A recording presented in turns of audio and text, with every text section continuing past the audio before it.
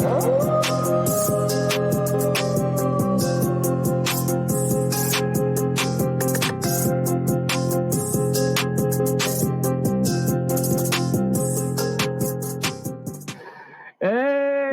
what is up? Episode 23, 23, 2 and 3, 2 and 3, 2 and 3, 23. We're back. We're back from. Let's just get this out of the way, bro, because this is some weird shit. How are you doing right now? I'm coming through it. I'm just about coming through it at the moment. Like, you can see my voice ain't back up to normal. But one thing obviously you're going to mention this, but we both had COVID last week. At the same time, I think I got it maybe a day or two before you started feeling the symptoms. Yeah. It's been a long couple of weeks, man. I ain't been to work. My back was jacked up, bro. Like, I couldn't even walk. Y'all should have seen me trying to walk around the house. Like, I'm touching the wall just to be able to walk around the house, bro. I'm still messed up a bit. I defied COVID, and I went a 5 on 5. Yes. I was like, you know what? You ain't taking me down. I'm going 5 on 5. I'm going back to back. I'm doing more than a 3P. I'm doing a 5P. I don't care. I just wanna. I've got another video coming out at the time of recording as well at 7 o'clock. It'll be the Green B5s, and I'm tempted to record another one after this, but I might give it a bit of a rest and then go back to regular scheduling. I did say I was going to do 6 or 7 videos, but I think I might just call it 5 and then leave it there, and then like kind of progressively work through the other sneakers that I've got. But like, you can hear from my voice, I'm still struggling. Still got the coughs, so I might mute myself when I'm coughing my brains out. But I didn't do the sneaker news either this week because I know as soon as I talk, so fast, bro. Yeah, bro. You'll be and that breath is getting, and my breath would be like, "Yo, no, you ain't doing this. I ain't doing this." Bro, so yeah, I can only imagine how many takes you'll have to go through just to be able to get it out because you talk so fast on the sneaker news. And with the because for me, it didn't affect my it only affected my breathing and my stamina for like the first 3 or 4 days. Yeah, same here. As soon as I was still coughing and nose running and stuff, but as soon as I started feeling better, as far as the respiratory part of it, my back just. Bro, I have pulled a muscle in my back before, but this was 2 years ago. It felt like I had just pulled the muscle again. Like that pain, that 10 out of 10 pain from getting that injury came back full force. Yeah. It lasted for, I mean, I can still feel it right now, but it lasted for a good 7 days, 8 days. Oh, consistent, bro. Like consistent. I couldn't sleep. And I had to sleep a certain way. I had to use one of the orthopedic pillows to have my legs elevated while I was asleep. Man, it was crazy. I can definitely say one thing as well, bro. Like literally, we tried to do the 23rd episode on last Tuesday. On Saturday I went out, which was a big mistake. So I should have realized I was ill. I didn't realize it. I thought it was a seasonal. And when I came back home, my head was banging, bro. Like literally on Saturday, my head was banging. Sunday, I didn't wake up. I literally was. I tried to do stuff. Girlfriend came in, gave me some Sudafed and medication pills and stuff like that, and paracetamols and fluids and stuff like that. I was not out of bed, and I realized how bad it was on Monday when I thought I felt good. Yeah, and we were going to try to record. Yeah. Because I told you on Sunday, I messaged you. He called me in bed on Monday. He was worried, crazy worried. He called me on bed and he goes, and he didn't realize I had COVID. And I was like, I answered the phone and I was like, my head was in my pillow. And he was like, "You okay, bro? You're not up?" I said, "Nah, I got COVID, bro." And he was like, "Oh, damn." So he called me this is what I love about the bros. Like, even like you guys that really know me, kept messaging me, kept looking out for me and saying, calling me and stuff like that. And you were like, "Yo, you okay, bro? Like, how you coping?" And ironically, my girlfriend was fine until like Monday, and then she came down with COVID, and she was bad, bro. She was really bad, really, really bad. And on Monday, I tried to get up out of bed, went to the toilet, brushed my teeth, and my left eye, this eye here, just went blurry, like absolutely blurry. The veins started popping in it, like not popping, like, you know when you see electrical currents in your eye. That's what I was getting, and I normally get that before I get a migraine, and that's my body telling me slow down, go and take some sleep. But that was on Monday. My eye was popping, like all like electrical, like the veins were just popping inside. It looked like electrical currents were going through my eye. Bloodshot, exactly. And I was like, yo, I need to sit down. And then what I just did was, before I went back into bed, I got a lovely sofa bed here as well. Can just pull it out anytime I want next to my sneakers. So what happened was, I got my PlayStation 4, put it in my room, sat there all day, and I'm the type of person, if I just sit there do nothing, I get really idle and I start trolling people. And this is why I was like, I can't sit here because I'll end up sending message to all the retail companies, to all the foot sites, and telling them they're absolute shit. They need to do a better job, and then start making enemies. So I was like, no, I can't do that. So I grabbed the PlayStation 4. Boy, I was about to give you the COVID yellow card. But I don't troll people. I troll big companies. I was like, yo, you do better. What the hell? You know what? I'm not gonna mention no names, and I'm not gonna mention anything in terms of any foot sites, any retailers and stuff like that. But there's a whole lot of bollocks out there, and there's a whole load of gatekeeping out there. And when one time in the live on Instagram, I did mention it. And I did say it, that there is a closed gate community. And if you belong in that closed gate community, don't be coming out and saying stuff to protect your closed gated community. Because at the end of the day, you are biased to that community. So don't come out here and talk about all of this stuff about how this retailer or that retailer is trying to do their best, blah this and blah that. You are part of that closed gate community, right? You emphasize, and then this is me getting that up there again. Like, I shouldn't be saying stuff like this. I shouldn't be saying, but like any retailer putting themselves out there and calling themselves a community, right? And you say you're a part of the community, you're this and that, you want to help people, yet you have all of this behind yourselves. You create a boys club. You're not community. You're a closed gated community. You're not here for the people. You might as well just do what every other retailer does and just sell your sneakers on the sly and backdoor it, because at the end of the day, that's what you're doing. And this is why I have no time for bullshit. I have no time for these companies that call themselves part of the community, and basically you're creating a closed gate members club. Go fuck yourselves. That's exactly what it is, bro. It's like a members club where there's different levels of membership, right? And the people that got the premium membership, because it's a double-edged sword. It's some of these stores. I know of a couple stores like that. One in particular that I actually went to. Excuse me, that's local to me. They have they got a sneaker pass system, right? But I was just talking to Richard about, shout out Richard or Rick.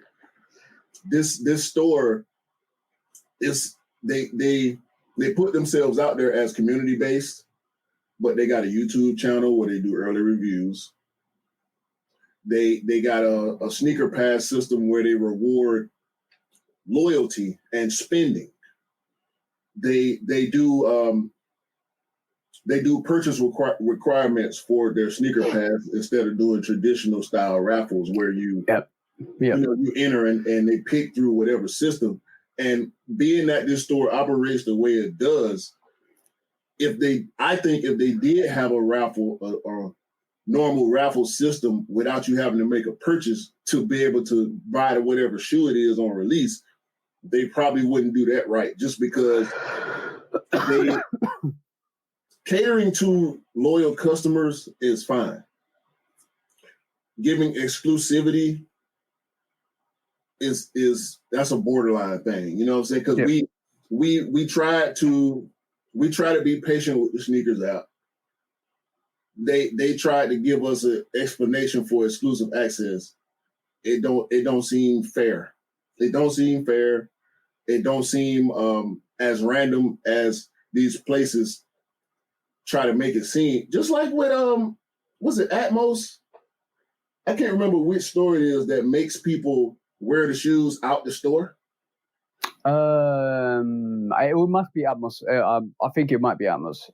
If it's not Atmos, I apologize, but that's not cool.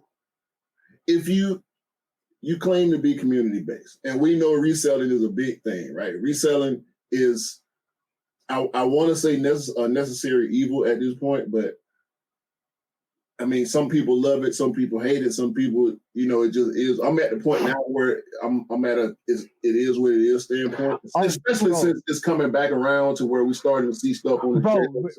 I can like mark my words. Trends happen, stuff happens. Sneakers won't be trending in 10 years' time. There'll be something else, bro. There'll be something else, and we will still be here. We will remain. We will remain. Trends will come and go. Fucking sell suits came and went. You know what? This is what baggy jeans came and went, but they're coming back. You see what I'm saying? We will still be here, and at the end of the day, when it's all said and done, when all the trends for reselling vanish, because it will vanish, and it's starting to happen with GRs more and more since COVID's gone, right? It will happen. We will still be here. Then we'll talk about gatekeeping. Because at the end of the day, the way I look at it is this: if you look, bro, last week alone, 5 retail assists for people. 5 retail assists for people. Because when you come at me and you say, "Yo, bro, can you go in for me and I'll win for you?" There you go. There's retail pair. There's your retail pair. I do not believe in keeping exclusivity to any person out there. Doesn't matter if you're a bloody A-list celebrity or if you're a young kid on the street that wants to pay up for retail. I will do and go for you no matter what. Because at the end of the day, we are here consciously as sneakerheads to break down these fucking barriers, right? I'm getting really passionate, sorry, bro. Break down these barriers, to smash these doors down and tell these idiots that run these companies that, you know what, you ain't shit. This is our realm. You come here and touch this space. This is our realm to do our thing, to buy the sneakers we want and give the people the sneakers they need. And you're gatekeeping here. You're closing out the barriers and saying, no, this is my little club. This is my hierarchy, and I'm going to do it my way. Go fuck yourselves. To play devil's advocate quickly, right? Because everything you're saying, I feel and I agree with, right? Resale created tactics. These companies, whether we can believe it or not, the companies that claim to be a help to the community, they talk about they're trying to find ways to get the sneakers in the hands of the people that really want them versus the people that are trying to resell them, right? I get trying to deter resale by asking the person or requiring the person to wear the shoe out the store. But we saw the videos, they go out and they stomp on the box, or they rip it, or they bend it up real bad and make you put the shoe on and make you walk outside in the shoe. Yeah. Like, bro, I love boxes. Look at your background. Look at my back. No, bro. I'm not stepping on the box. Anyhow, somebody told me, I'm going to give you an example. Right, let me give you a prime example. Anyhow, somebody told me to, where's a Rui box? I'm just going to say Rui 8. Anyhow, somebody told me to stop on my Rui 8 box. Wow. I will go ballistic. If you stomp on my Rui 8 box, I'm stopping on your head. I don't care. Bro, these the Visionaire and the Rebellionaire box, the Sashiko box, the Abomaniere box. Bro, could you imagine? I know. Imagine going to a bro. No, bro. I'm a Money bot, Union bots. Like, I know you want to show it. I know you want to show it. You show us the Zion 2 box, bro. No. We ain't got to that point yet. We ain't got to that point yet. No, because we've been renting, right? We ran at 15 minutes. Let's. Oh, but did you go outside? Have you been outside the past couple weeks? No. So you ain't had a chance to put nothing on feet. No, not personally. No, I haven't. Like, but I have kind of gone through a couple. Well, I wanted to wear a couple of sneakers, but obviously I've been bedridden. So, but just to close the argument on the whole gatekeeping and there's no. At the end of the day, if my comments hurt you, you're doing something wrong. If my comments are affecting your feelings, you're doing something wrong. Because I'm coming at it from a sneakerhead that wants to give sneakers and be able to cop sneakers my motto is everybody deserves to get the sneakers they like because you deserve to get the sneakers you want. That's my motto, and I stand by it to the day I die. Because at the end of the day, that's what I believe. And if my feelings or my words are hurting you, cutting a dagger through your heart, you're doing something wrong. You're a sneaker humanitarian, is what you are. So but the closing argument is not about sneakers alone, right? Humanity is a really bad thing about creating hierarchy within any single situation. Please, guys, like it ain't about who's got what, where, and how. It's about humanity. It's about us as a people that we need to stick together and create better situations for each other. It's not about I got this, you ain't got this. It's never about that. At the end of the day, death is a massive equalizer, and you realize when that time comes that commodity ain't shit. It's about humanity, bro. That's gonna be a thing forever. Socialism and hierarchy, monetary, whether it's group bias, whether it's racial bias, whether it's language barriers, like separation creates itself in every aspect of the world. This is why I don't believe. This is why I believe in my religion spiritually than the way it's taught. I believe in spiritualism than anything else. It's humans though. It's a human thing, bro. Like it's a fight that you have to battle with yourself. Before, you have to get over that. Like myself, like I'm selfish by nature. I know that. You know what I'm saying? So with me knowing that, I have to constantly battle myself to not always put myself first. I mean, self-preservation is probably the realest thing in the world, right? Majority of people, 99% of the people on the planet Earth, you are going to help yourself before you help somebody else. It's only when it's not hurting you that you're willing to help somebody else, right? But people put value on time, on objects, and that creates a different mindset. You know what I mean? Yeah. And don't get confused. I'm the same way. For me, it's I want to help myself so I can help other people help themselves. No, I ain't talking about just sustaining your life. I'm talking about in just going out of the way where it doesn't benefit you. Oh, I've done that before. I mean, it's a conscious decision. It's a conscious decision. It's a decision that we have to make multiple times throughout the day. Do I open the door? Do I hold the door for this person and sacrifice these 2 seconds and that little bit of effort that's going to take me to hold the door? It's as simple as that. Do I let this person in traffic cut in front of me because I see that they have their blinker on? And I never tell people when I do it and how I do it and who I do it for, because that's not for me to shine a light on myself saying that I'm this holy righteous person. I do it, and then I do it in the quiet. I guarantee you, people look at you as if you do it for clout.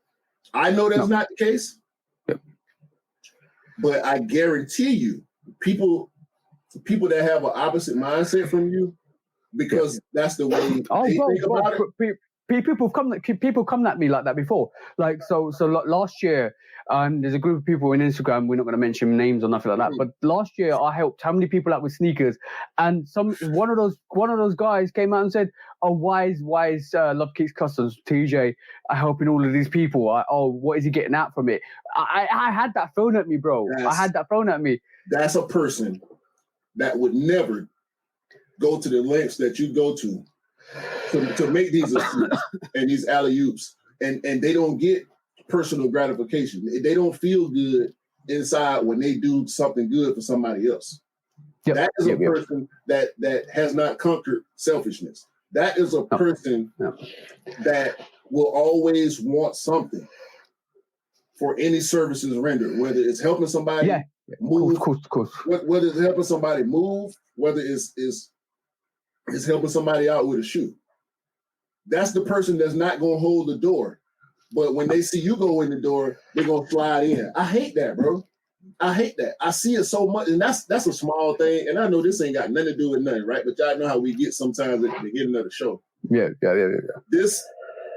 This thing, especially with men, because I practice chivalry. I practice chivalry on a regular basis. My wife don't touch doors when I'm close enough to the door to touch it. She'll stand there and wait for me to open the door because I don't let her open doors. Yeah. My sister, but that's out of respect. That's my out of wife, respect. Mama, women, the lady across the street, the lady that I'm only gonna see once in my life. I'll never see her again. She's not gonna touch a door if I get there first. You see what I'm saying? Yeah, but I'm a man, so I expect other men to act accordingly. Bro, if I open the door, bro, I've had both hands full and use my back to push the door open. Before I can even get out the door, it's a grown-ass man trying to slide in before I even come out, even though I got my hands full and he going inside empty-handed. Like, bro, what kind of punk-ass shit is that? What is that? Like, how do you operate like this? Like, do you have a wife? She must not be a good person. You know what I'm saying? Like all this, like your homeboy, everybody that you associate with casually, they must be full of shit too. Yeah, I ain't fucking with that dude, man. He can't be my friend. I'm gonna say one thing, right? My kindness is my kindness. I show it whenever I want to. But never take my kindness as weakness. I'm not a weak guy.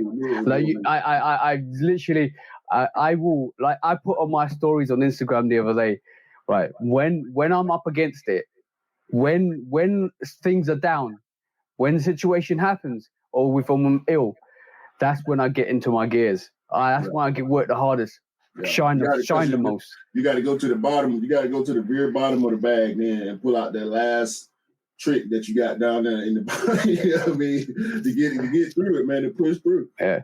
Adversity creates those opportunities. I know who I am as a person, 100%. I know myself, and I'm comfortable with myself.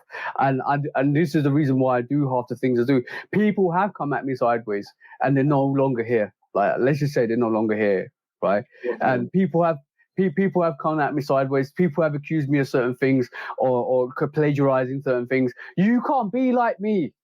You can't be like me. You can't be like me. You can't. I know who we talking. We talking about the same people. We know. We ain't gonna put them on blast because they don't matter. But we telling our side of the story. I know. I've experienced it myself. I don't think I've experienced it as much as you have as far as the sneaker community is concerned, because I tend to stay out the way. Like, I don't even.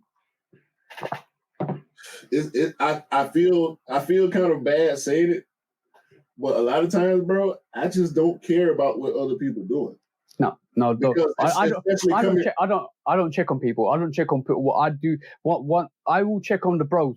I will make sure I will sit here productively working out strategies for the bros to make them bigger. This is what I do. I will tell E. I'll have conversations with Alex. Hey, yo, boy, shout out to Alex. Alex is back on set. Yeah, Alex has got me back on TikTok. And yo, bro, I'm shining. Like, I'm smashing it. I've doubled my fucking following in like the space of 2 weeks. Yeah. Right, shout out to the bro. We help each other here. We help each other. We grow. We're amazing together. I will find out strategies for it. Me and you had a conversation all the time, bro. Like how we can grow your channel, how can we make it bigger. This is the fruition. This is your idea. Shoot, hands down. I'm putting my hands down, guys. I'm putting my hands up. This idea, the Shoot Up podcast, is not my idea. It's cute. It's the bros, but he invited me to do this with him, and it's an amazing pleasure to do this with him. And this is just a start of something amazing. This is, I guarantee you guys. We doing this, bro. Like we doing this. we doing this just like you doing the sneaker news. Just like we both do reviews on YouTube.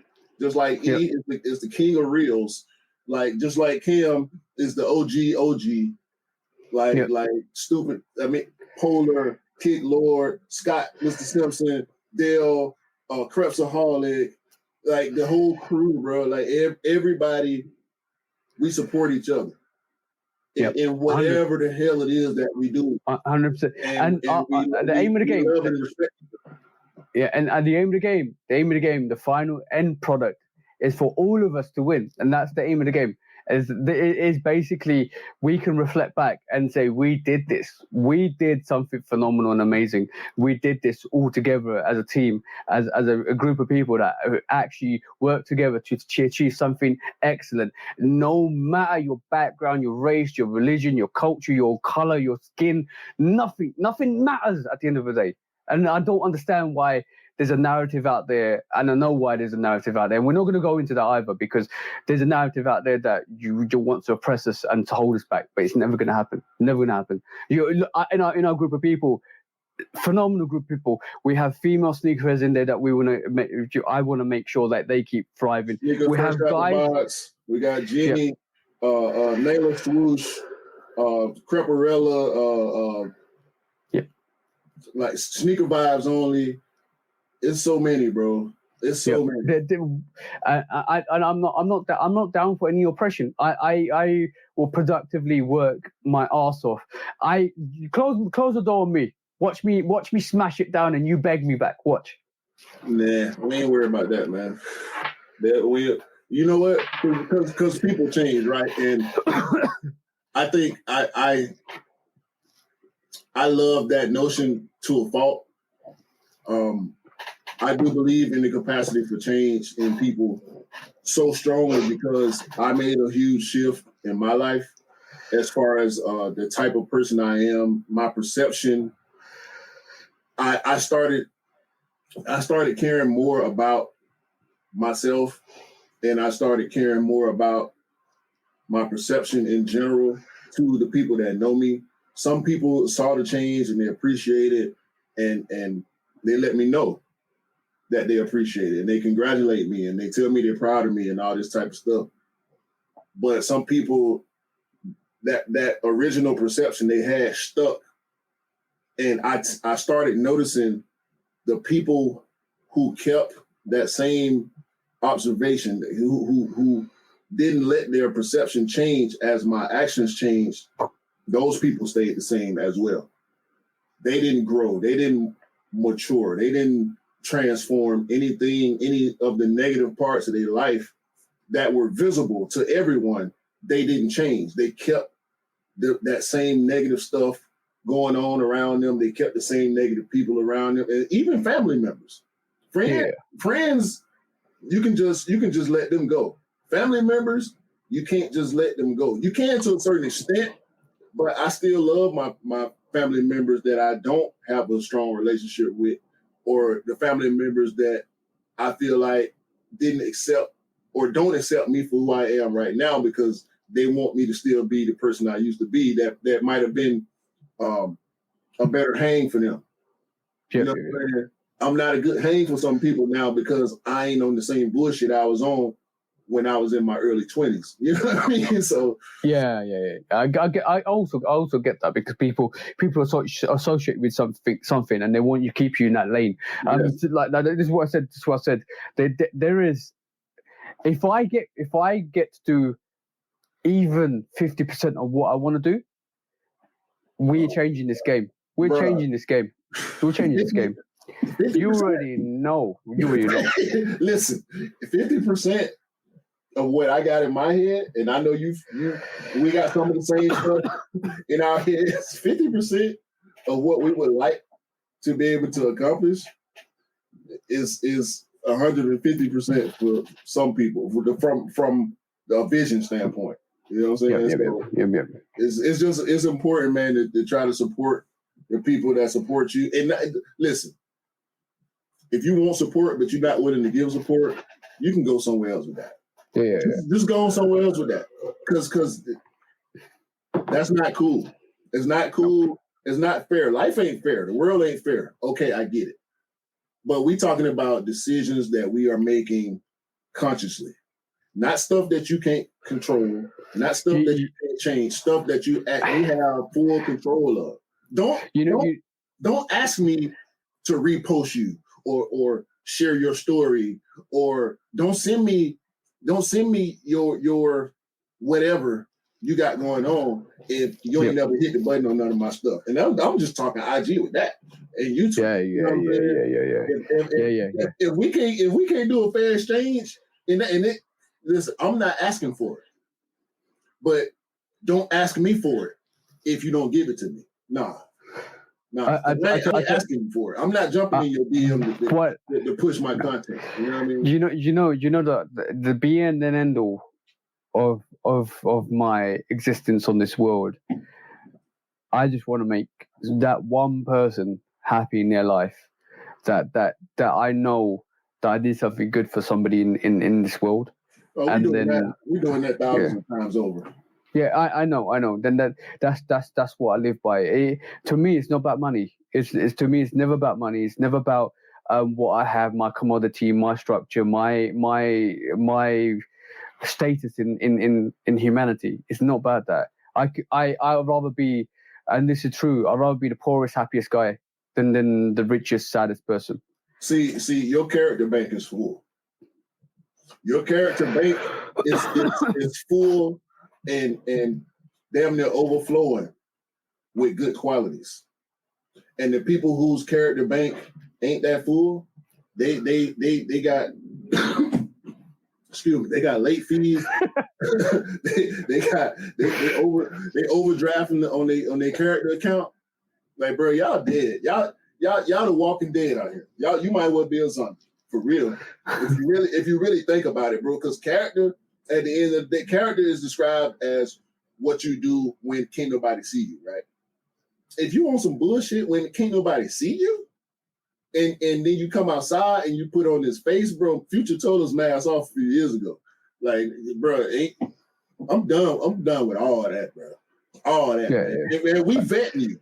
Please believe I'm gonna speak for me. I don't know if you feel the same way. I think you do, but I'm gonna speak for me. I'm vetting you. Don't jump in my DM talking about, hey, can you help me with this or trying to sell me? Like, bro, come on. I'm checking your track record. I'm hitting people up that know you, that I trust. I'm scrolling your timeline. Yeah, if you got a Facebook, I'm on that too. You know, if you got a YouTube, I'm on that too. I'm vetting you because I ain't got no time to be getting caught up with no negative ass people, bro. And if your character bank is depleted, I ain't got nothing for you. Oh, I'll tell you something. I'll tell you something really funny. I'll tell you something really funny in a minute, right? And you know what? We might need to include some TikTok observations on here one day, because like basically it's getting to the point where my TikTok's getting bigger and bigger and bigger, and then it's going to come to a point where I might need to kind of like introduce some feature of TikTok on here, because it's quite observations. TikTok observations, I totally agree with you. Like at the end of the day, like karma brings karma. Whatever you throw out, you get back in return. I don't even know if I believe in karma. Really, I do. I'll tell you one thing in my life. I have done certain things and started certain things, and karma's always been there. For me personally, karma's always been there. Anything bad I've done in my life, it's come back and hurt me. Anything good I've done or something good I've started, and I believe the laws of attraction. I 100% believe that. Like when I tell you, I don't know if you guys know, but Q knows. I had my own. I moved away from my parents.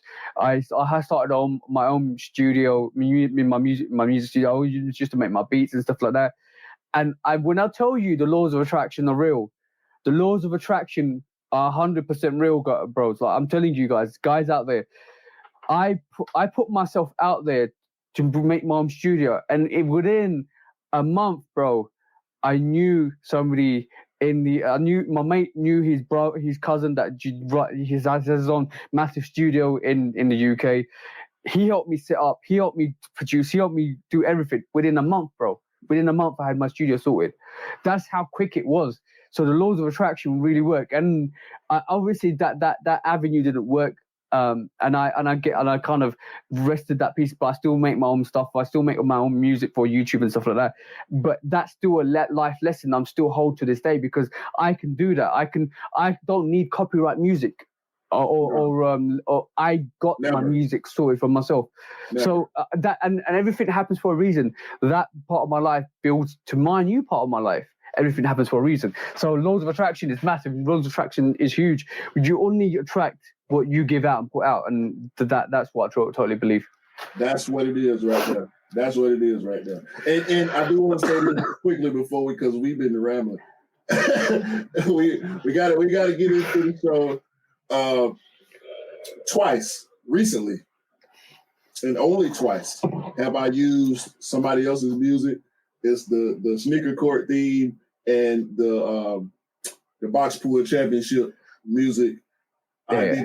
I didn't create anything else that I do, and the same goes for TJ. Whether unless it's on IG, obviously, because we can't get our music on IG. No. IG is a bit different because IG and TikTok are a bit different because basically you have to use the trending music to actually make the excel your viewership on things. Yeah. But anything on YouTube, that's mine. That's mine. Don't even ask about it. You ain't gotta ask. You already know. I'm gonna start putting my tag on the beats I use on my YouTube, just so y'all know. Yeah. You know what I'm talking about? Yeah, my girlfriend says to me, I've got an ear for music. I definitely have an ear for music. Like, and it was really funny before. Like you guys don't know, we have a pre-show kind of like intro where we just vibe and stuff. And Q was putting on his music, and I was just coming up with we were just vibing off your music, and we just like bang bang bang bang. You know how it is, bro. I gotta stop playing beats. And we will in the future collab on some music for sure. But that's I don't think that's at the forefront of either one of our minds at this moment in time. But I know for a fact that it ain't no way in the hell we gonna have a long lasting relationship, which we will have, and not do some type of music together. So yeah. Watch out on Spotify. The Shudo Podcast. The Shudo Podcast. On all platforms. Yo. New song for Shudo Podcast. Red sneaker, yellow sneaker. I don't want to do a podcast song. But TJ is going to force me to do a damn podcast song. I'm telling y'all now. I ain't feeling it. It's gonna have to come to me. You know what? This is where I am right now. In my life right now. I make beats. You know what I'm saying? It's literally gonna be. I barely rap anymore. I will wear the black leather suit.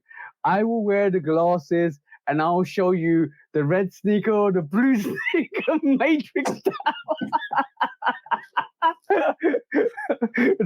Jump down that rabbit hole. Don't steal that idea. Do not steal that idea. You heard it here first.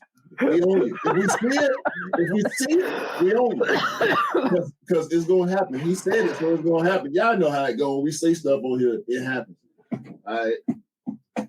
Episode 23. and this is why I can't record the sneaker news. I'm already coughing, bro. You can tell I'm talking normally and I'm coughing. We got episode 23 is where the Matrix shoe choice was first thought of. Oh, and bro, I can't wait. I've waited a month to tell this to you guys, but I'm not going to tell you guys because there's a new segment that me and Q are going to do. Hopefully, once we recover from COVID, all I'm gonna say is it's gonna make you crack up. It's gonna make you laugh, and we need something from you guys. Trust me, it's gonna be funny. Anyway. Okay, cool. A little bit about TikTok, right? So I was going to mention this to you outside, but let me just mention it to you in here. So it's really funny how gatekeeping is, and this is why I had a little rant in the start about gatekeeping. It's really funny how some people really, really want to keep the information to themselves. Mm-hmm. And my motto is always, you need to get the sneakers you deserve because all you guys need to get the sneakers you like. I put out information on TikTok the other day and I said, you know what? Sorry, guys. You know what? These are the raffles for the infrared 4s. This is a huge stock, guys. You can put a raffle here, right? Go and put your raffles in. You'll be able to get them if you put your raffles in. Somebody came at me sideways and said, why are you telling all these commercial people where to put raffles in? I was like, what? I was like, yo, but you're going to find it hard to get a sneaker because you're telling all these people about, yo, doesn't matter. Your odds are going to be the same as everybody else's odds when they put a raffle in. If you're going to get it, you're going to get it. If you're not, you're not. But also, the resale ain't that much. The resale is still sitting at 230, and this is released yesterday in the UK, and it's still going to go down to 200 next week or the week after. But you're telling me that I'm not supposed to tell any of the people that really want to know, because some of the people out there don't know what to do when it comes to raffles and don't know. So I'm helping people out here to try to get the sneakers they want, because basically everybody deserves to put in for the sneakers they like, right? And thankfully enough, I won because that was quite good to win off the sneakers app, right? Thankfully. But thank you, sneaker gods. But what I'm saying is, don't come at me like that, because I will help anybody out. Doesn't matter if you're non-sneakerheads, doesn't matter if you're a sneakerhead. You deserve the information is just there. They can do this, they can do the research themselves. Why are you scared for me to tell people about the fact that there's raffles out there for infrared 4? And in reality, only my TikTok is designed for sneakerheads. So a sneakerhead is gonna know where to put those raffles in the first place. I'm just reminding them. Exactly. And the few people that actually care to gain the information, they're probably already looking for it. I struggle with that also, because in the US it is so tough to get sneakers. Yeah, it is. It's to the point where now I don't post. I used to post my W's and L's. I don't even do that no more. Like no. We know. If you know, you know. If you want to know, you can find out.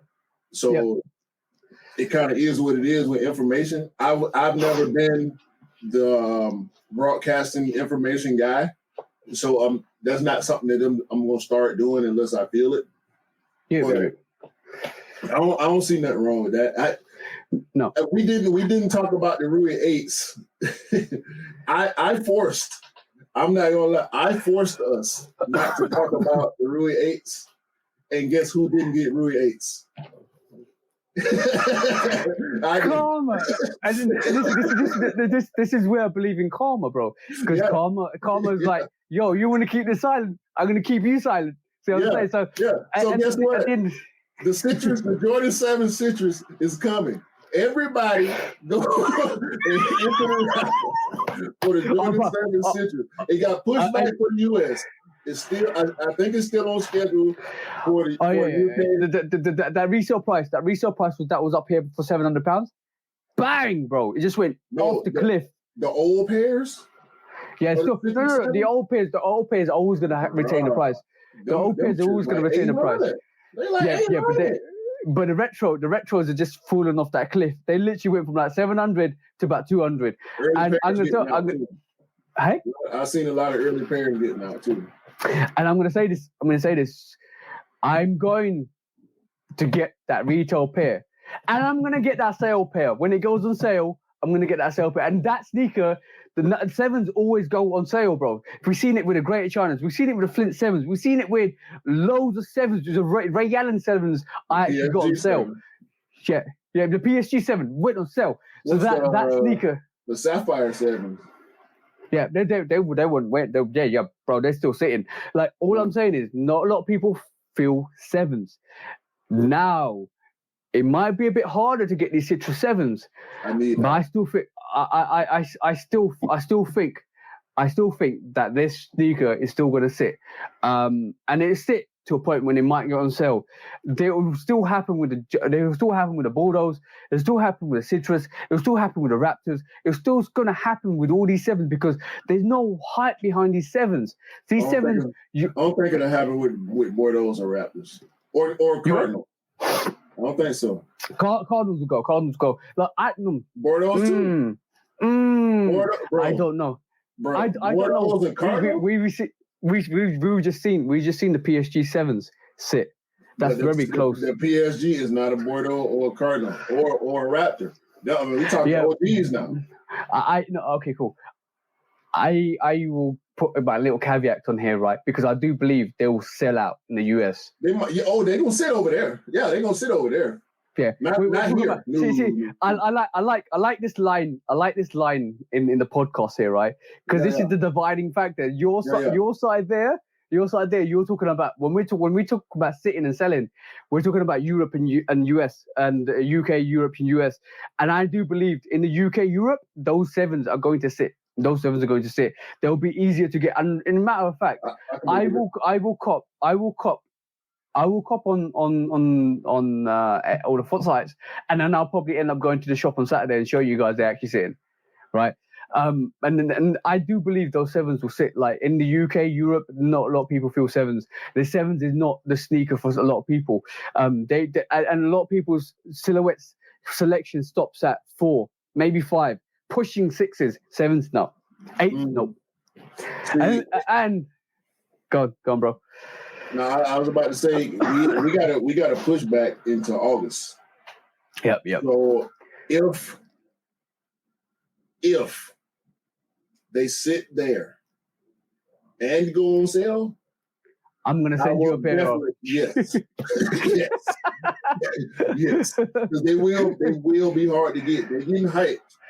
They're getting pushed. The early pairs coming out is they being advertised. Let me talk to you about these Citrus 7s, right? I love that yellow and red on the midsole. I love that yellow and red on the back. I love the yellow stitching on that black, bro. That's a sexy sneaker, bro. You know, that's my Hawks colorway. Like I got to have them. That's why I love black and yellow sneakers so much, because they go right in with that Hawks colorway. Okay, we talk about black and yellow, yeah? We're talking about black and yellow, yeah?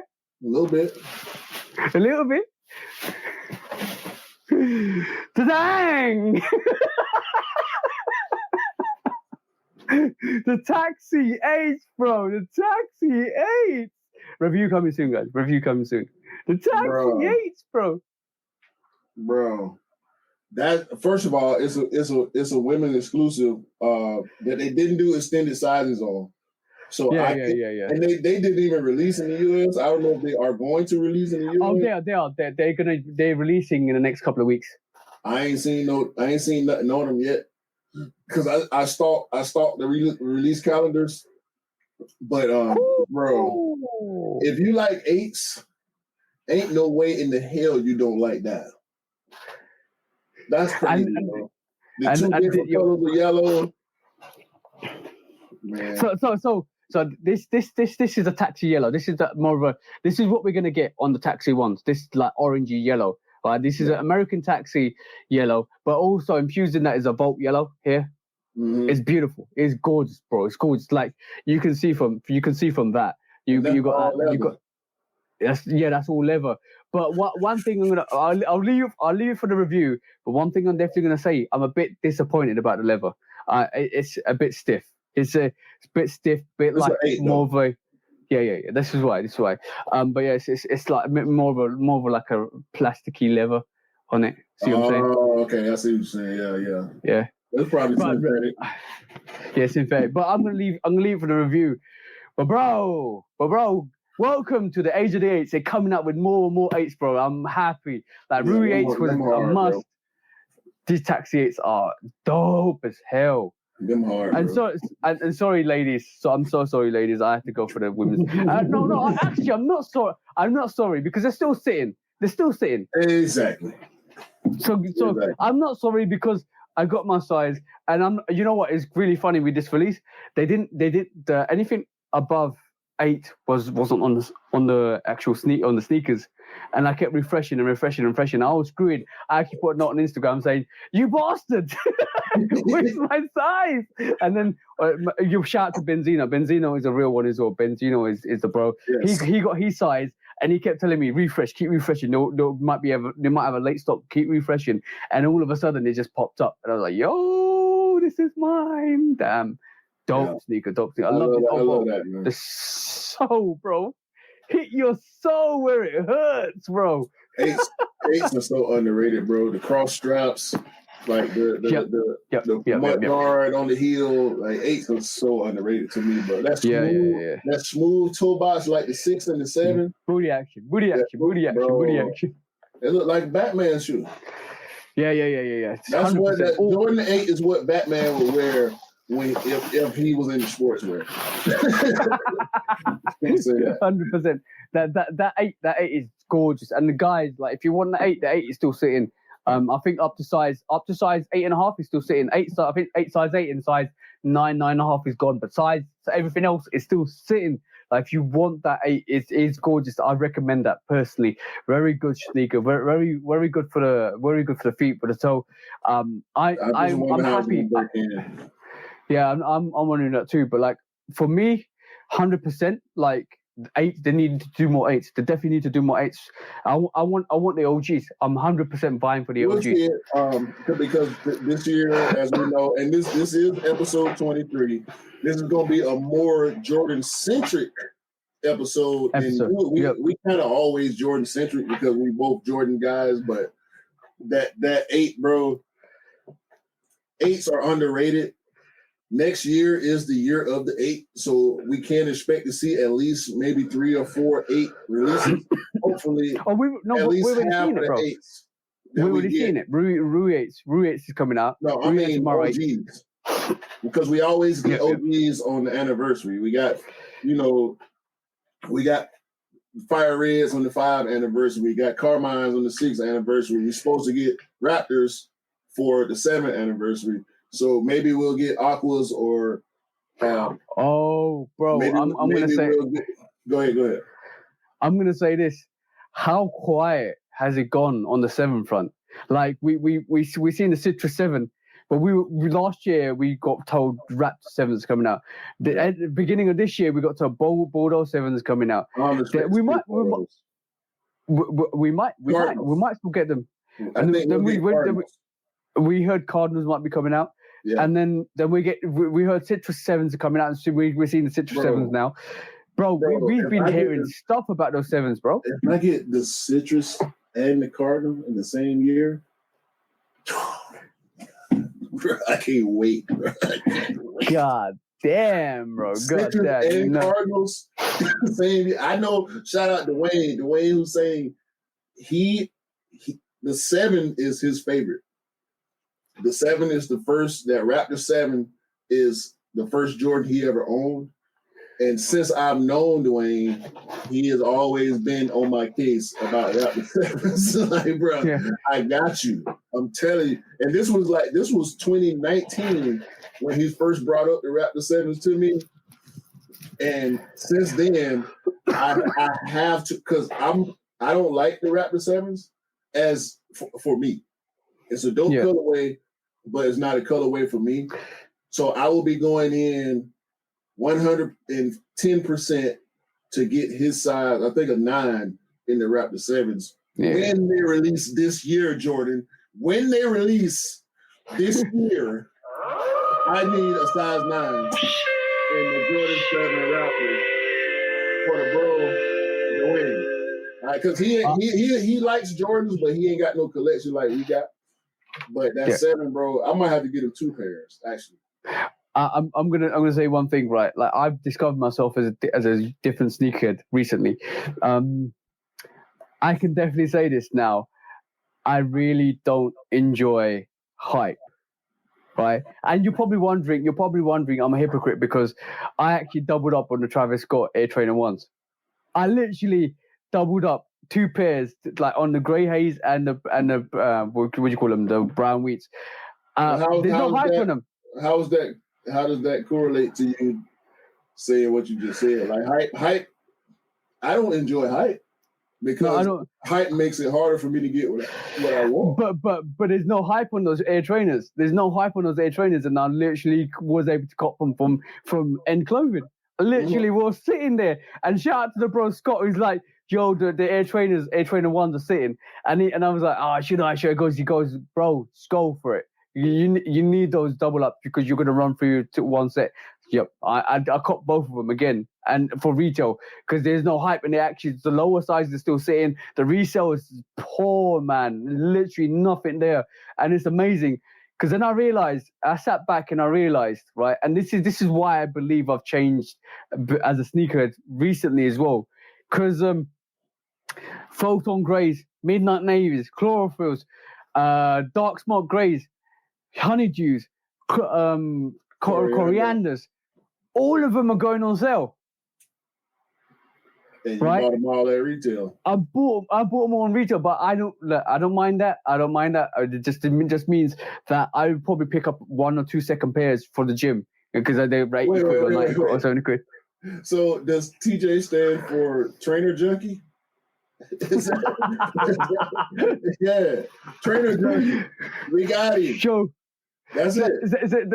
That was 6 pairs, right, of trainers, right? I've just talked about, and then two Travis Scotts. That's like 8 different silhouettes. Yeah. But I picked up 2 more, which that means 10 Air Trainers in the space of 6 months. Like 3 months. And then this has been like 3 months, bro. It ain't been that long. No, don't do that now. And then on top of that.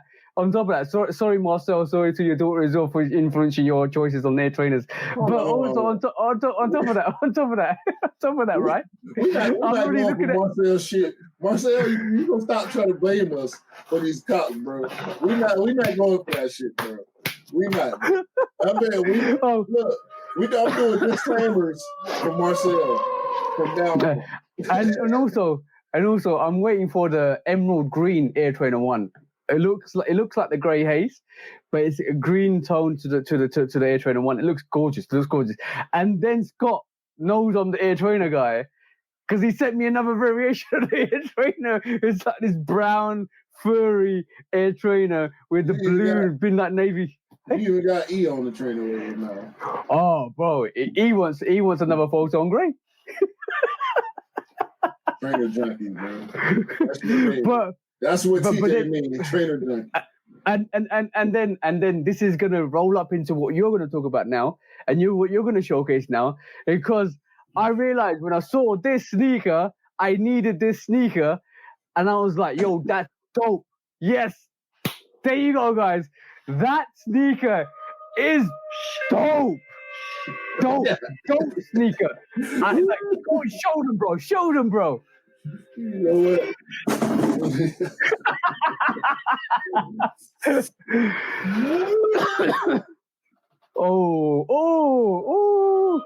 Yo, take my face off the screen. Yeah.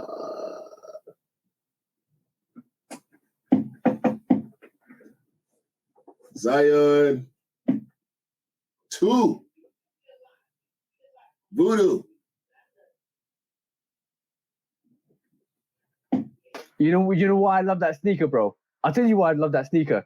What do I love about sneakers? I know you like straps. Yeah. But what I also else, bro? know you like earth tones. And keep it coming. Keep it coming. What else? I don't know. What else? Oh, asymmetric. Mismatch. Bring us a mismatch. Give us that mismatch. I love it. Look, that sneaker is everything I love about sneakers. That looks like an Air Trainer, right? SC High. That looks like an Air Trainer SCI. It's got the strap. It's got the earthy tones. It's got everything I want in a sneaker. And when you pulled it out the other day, what did I do, bro? You copped. You copped. Within 10 minutes of this match, because now let's go behind the scenes, right? Let's go behind the scenes a little bit. We talked about this shoe on the podcast maybe a month ago when the pictures first came out, and I said to TJ as I showed him this picture, I'm really interested in this shoe. Yeah. It was the first time we saw it. I can't remember the person who was responsible for the pictures, but it had the whole desert aesthetic with it. It was a dope photo shoot, right? About 2 weeks ago, I decided when I started seeing the official pictures and the box and the insole and all that, I said, I'm getting those. I got them. We were recording a joint review, and my doorbell rang. No, actually, I got a notification. We were recording the Midnight Navy Sixes. And your doorbell rang. The video was over. We were done recording. We was just chopping it up like we do all the time. And I got the notification. And yeah, Laser Ship has gotten better. I got to take some of the salt off. Yeah. Because some of the salt off Laser Ship name, okay? Yeah, because they arrested the warehouse manager that stole everybody's sneakers, bro. They arrested him, so it's better now. It's better now. Laser Ship is on point. I think actually this funny. Out of the last 5 pairs I got, 2 of them came through Laser Ship and 1 of them came through DHL. So out of the last 5 online cops I got, 2 of the worst shipping companies were responsible for delivering my shoes, and all 3, it was early, it was on time. Actually, that the clot situation, my stuff got delivered to the wrong place by Laser Ship. But my neighbor was kind and gracious and honorable enough to actually bring my shoe to this side of the neighborhood. Gave it to my neighbor, got it from her. But so that's 1 for 2 for Laser Ship. Actually, it wasn't even Laser Ship. It was DHL that delivered it to the wrong place. So I ain't got no smoke for Laser Ship right now. They've been coming through. They came through with the Zions, bro. Like the review is out. The review is doing pretty well because ain't too many people looking at Zions right now. These crazy. Yeah, bro. Yeah. I'm just pulling your review up. 927 views in one day. Yo, guys. Bro, it was at 700 this morning.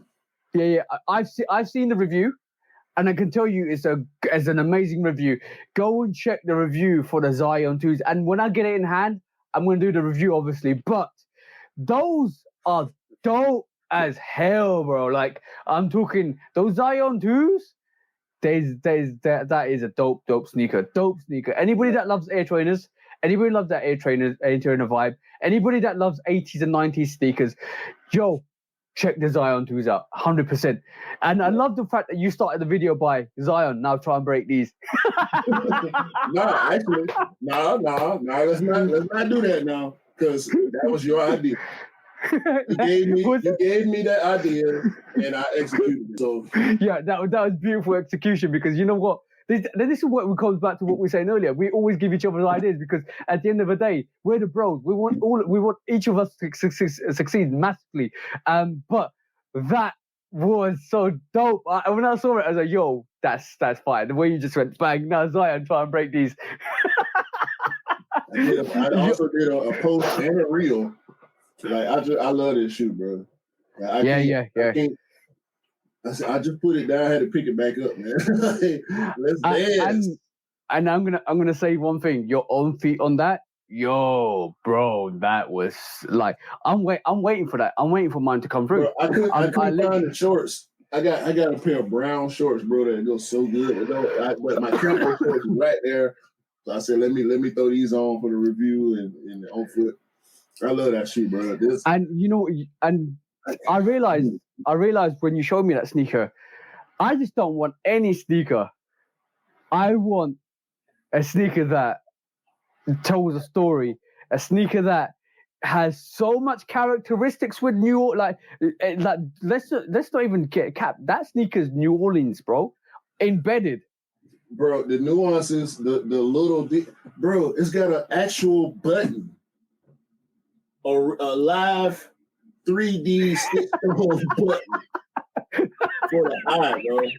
And anybody that knows anything about voodoo culture, we know that skull is a symbol that you see a lot, bro. Just for them to do that, like, come on. And who's that voodoo doctor that you associate with New Orleans?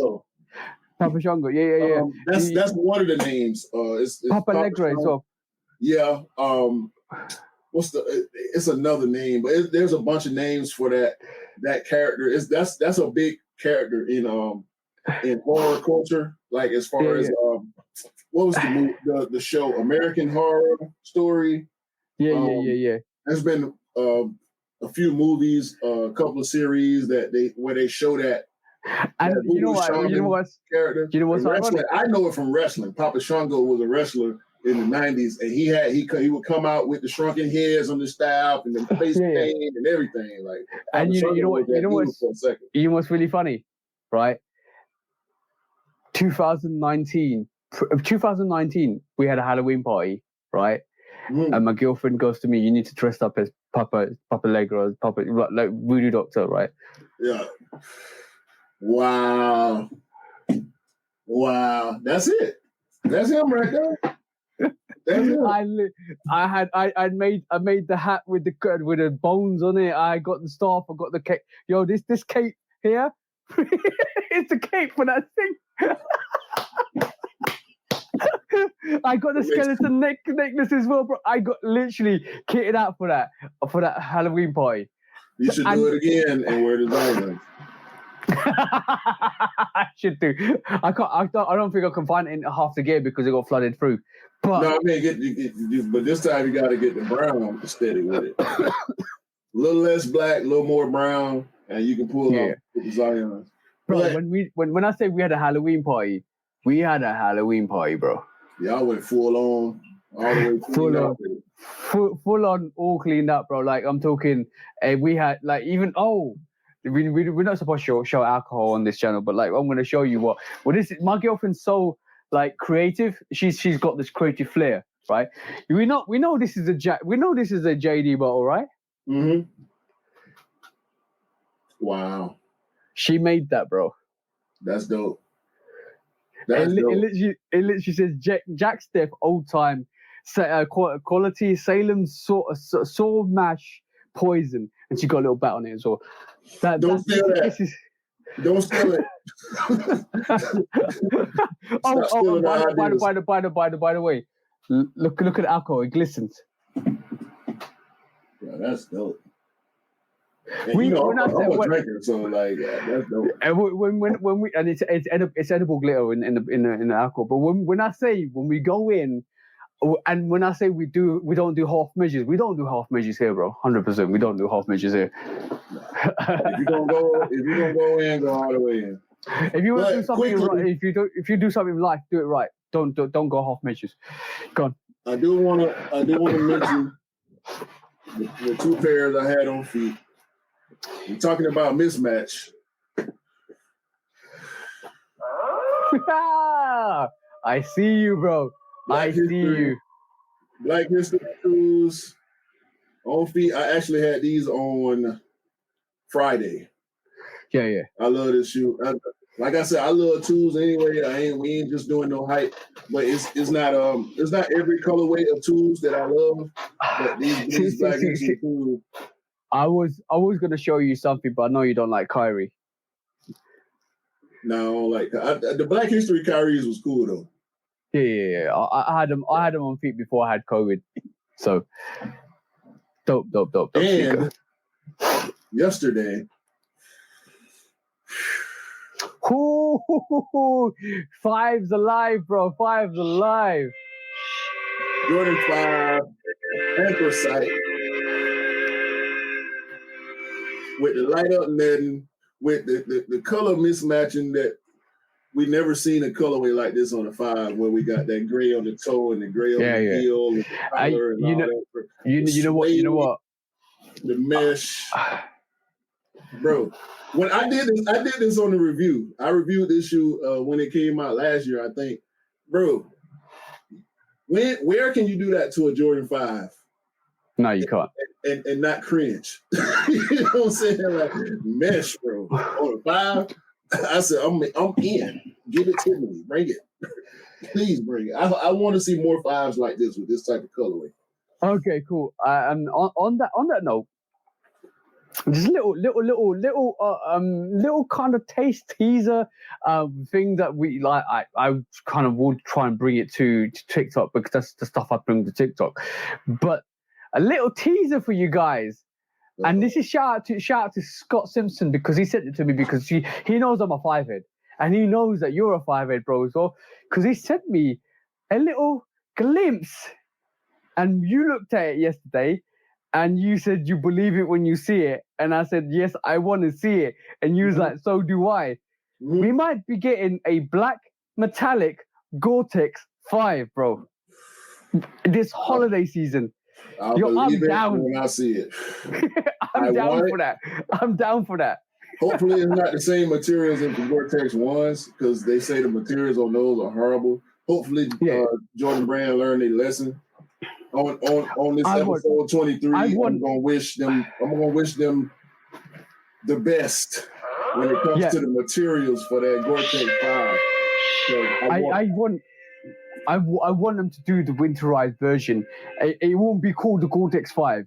I think they'll do a winterized 5 because I think that's due now. And if it's coming out in full time, I think it'll be the winterized 5, but it'll be made of Gore-Tex material. And that's dope, bro. I'm looking forward to that. I've seen the winterized 4s, I've seen the winterized 12s. I want to see 14. The winterized 5s, 14s. I didn't get the 14s for some reason, but I want to see the winterized 5s, bro. Yeah, and it's supposed to. Dope. It's supposed to, from the pictures that Scott put up, it's got Gore-Tex where this 23 is, where the PE stamp. So I want to see that. I want to see that. But again, this is episode 23. 23. So we got some 23 related topics here. First of all, we want to get into some history. Yep. On the one, we're gonna do the 1 through 14. Hopefully, we can get through all of them before the end of the episode. Yeah. Let's just quickly get through. Let's get through 1 through 5 at the moment. So I got something else to go along with the history of it. So go ahead and take off. So we know the classic silhouette, the Jordan 1. So both Michael Jordan, the first Air Jordan shoe, burst into the NBA scene in 1985. So we know that, everybody knows the history behind that. But basically Jordan was named Rookie of the Year in that sneaker as well. And it was basically banned by the NBA. But there's rumors and contradicting information that the Air shit was banned because that was the first model that the NBA saw. Then it transpired into the Air Jordan 1. And then we had a commercial for the... It was the Air ship. It was the Air ship. Yeah. So we know the fact with the Air Jordan 1 that was actually what the emphasis behind the Air Jordan 1. They can't stop you wearing the sneaker you want. That comes from the Rebellion Air, which was released this year. And obviously we also know that the banned sneaker, the red and black sneaker, was affiliated with the Air ship. With that, what transpired into the Air Jordan, that Jordan brand and Nike at the time made the commercial for that sneaker to be like iconic in history. And this is the discussion we always have: is what had more influential factors with the Air Jordan 1 Was it the Chicago, which is everybody's favorite colorway? Was it the bread colorway, which is iconic? And both of them are iconic in their own right. But for me personally, what set the trend was the bread colorway. What set the characteristics behind being banned, behind the catalyst for that kind of range was the bread colorway. But the Chicago is the Chicago, bro. It's gorgeous. That's what I was about to say. The Chicago for me is the Jordan 1. If I'm not mistaken, the Chicago, in most places, the Chicago was the first Jordan 1 to release. So I give all the praise and respect and homage and honor to the Jordan 1 Chicago. The Chicago is my favorite Jordan 1, even though I don't have a pair in my collection yet. But that bread, the way they spun the story from the airship to the bread and made it work and continued. We had the actual band bread with the X on the back, all the way up to the Rebellionaire, which is a shadow colorway with the band theme on it. And they continued that with the Visionary, even though the band theme don't show up on it. It just continued to evolve off of that one idea of the airship band. Yeah. And the reason why it's on the shadow colorway is because the shadow colorway is the Jordan's favorite color. Yeah. But also what you guys probably also know is the fact that every time Michael Jordan wore the colorway on court, they charged him $5,000, which Nike covered obviously. Yeah, but it's iconic. It's iconic to the point where you can't replicate that hype. And we knew from then Nike had this marketing genius in their pocket. You can't replicate that. You can't produce that naturally. You literally, it just fell. It's almost like the stars aligned. Michael Jordan joined Nike. The stars aligned. Silhouette got built. R.I.P. Peter Moore. Peter Moore. I mean, we give Tinker. I mean, obviously we love Tinker. I mean, Tinker can kind of do no wrong as far, and he ain't done much wrong as far as sneaker designs go. But Peter Moore, the designer of the Jordan 1. Oh, and the Air Force One. And the Air Force One. For all that Tinker has done for Nike and for Jordan Brand, Peter Moore, he got to be at least on par with Tinker Hatfield because of the Jordan 1. Bro, he's designed two of the best. He helped Tinker with the 3 because he was still on the team, but we'll get to that later. And let's put it right. He's designed one of the best silhouettes in history with the Air Force One.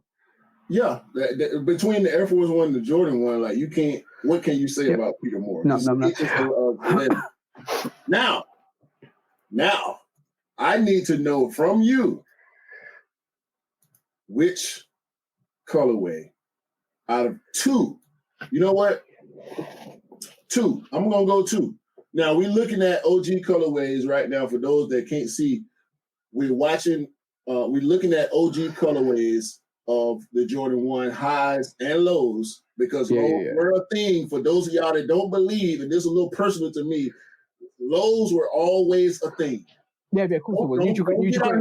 Don't get out here acting like lows are less than. Now, there's a difference between retro lows and OG lows, but Jordan 1 lows have been a thing since the very beginning. All right, so let's not do that whole lows.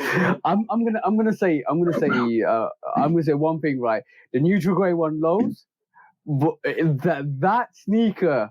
When they released that softer, that sneaker was softer than the cow's back hide moisturized with manure all day long, bro. Like that was buttery, bro. So I want to know from you. I'm gonna give you 3 on this one. Okay. I think I've already given my answer, but I think I know what your answer is gonna be. Chicago's, black toes, or breads for the Jordan. Are you telling me loose chews or dump here? No. Just choose. No, there's no lose. There's no dump. Just a choice. Okay, cool. So basically, in order, yeah, in order. No. One. I can only choose one, yeah. Bread, Chicago, or black toe. Damn. Black toe's not even in question. You got black toes, right? No. I've got bread toes. The black toes ain't even in the question. Like, I love the colorway. Would love to have it in my rotation. We'll have it in my rotation one day. But like, it's always gonna be between the home and away. It's always gonna be between the bread and the Chicago. And I'm gonna go with bread, bro. I'm gonna go with bread. You know why? Is it the story? No, yes and no. The thing is, I truly believe if Michael Jordan rocked up in the Chicago, it wouldn't be an issue, because like if you see the metallic pack, if he rocked up in a metallic pack, it would never have been an issue, because the NBA rules and regulations back in the day was majority white and then a touch of your kit color on it, team color. So metallic colorway would never been an issue. Chicago might have just passed the line. Chicago was bread. It was the bread. It was the bread, because it never had white. Except for it had that midsole white, and that was it. And it was like count. And you know what? I like it when you stick a middle finger up to the establishment and say "fuck you," and you go. That's exactly what Mike did. Peter Moore was with him. Phil Knight was with him. That's why they paid him $5,000 a game every time he wore the Breads. And the NBA was like, nope. And I like that. And I like the rebellious nature of the bread. See what I'm saying? That's where the rebellion thing comes in. Exactly. So, this is why I think I would pick the Breads. But I'm not saying I'm not going to skip on the Chicago when they come out. But you have to make me choose. I didn't want to do that, bro. I didn't want to go, because lose to a dump brings so much gravity to the question. I didn't want to make it that serious, because we got so much stuff to run through. But if you had to pick one from the metallic pack, which one would it be? Oh, that's a good question. I would I would pick the red, metallic red. I would probably go with the reds also. I'm leaning towards the royal, metallic royal. I was leaning towards the orange as well, because that Nike orange as well, bro. Hey, man. Hey. So look, now we're going on to the twos. We're going to the two. So the two was set the tone for a lot of the sneakers going forward as well. The quality of the materials, the cutting edge technology, the elegant design on it as well. But basically, do you know what retail? Yeah, the materials were crazy on that. It was also designed by Peter Moore. Italian. Yeah, exactly. We'll go into that. But also, if we said Peter Moore and Bruce Kilgore basically designed the Jordan 2, and it basically was made in Italy. It was the first probably Air Jordan to cross the $100 mark. And it basically the Nike, you had the iconic Nike swoosh, ditched the iconic Nike swoosh on it.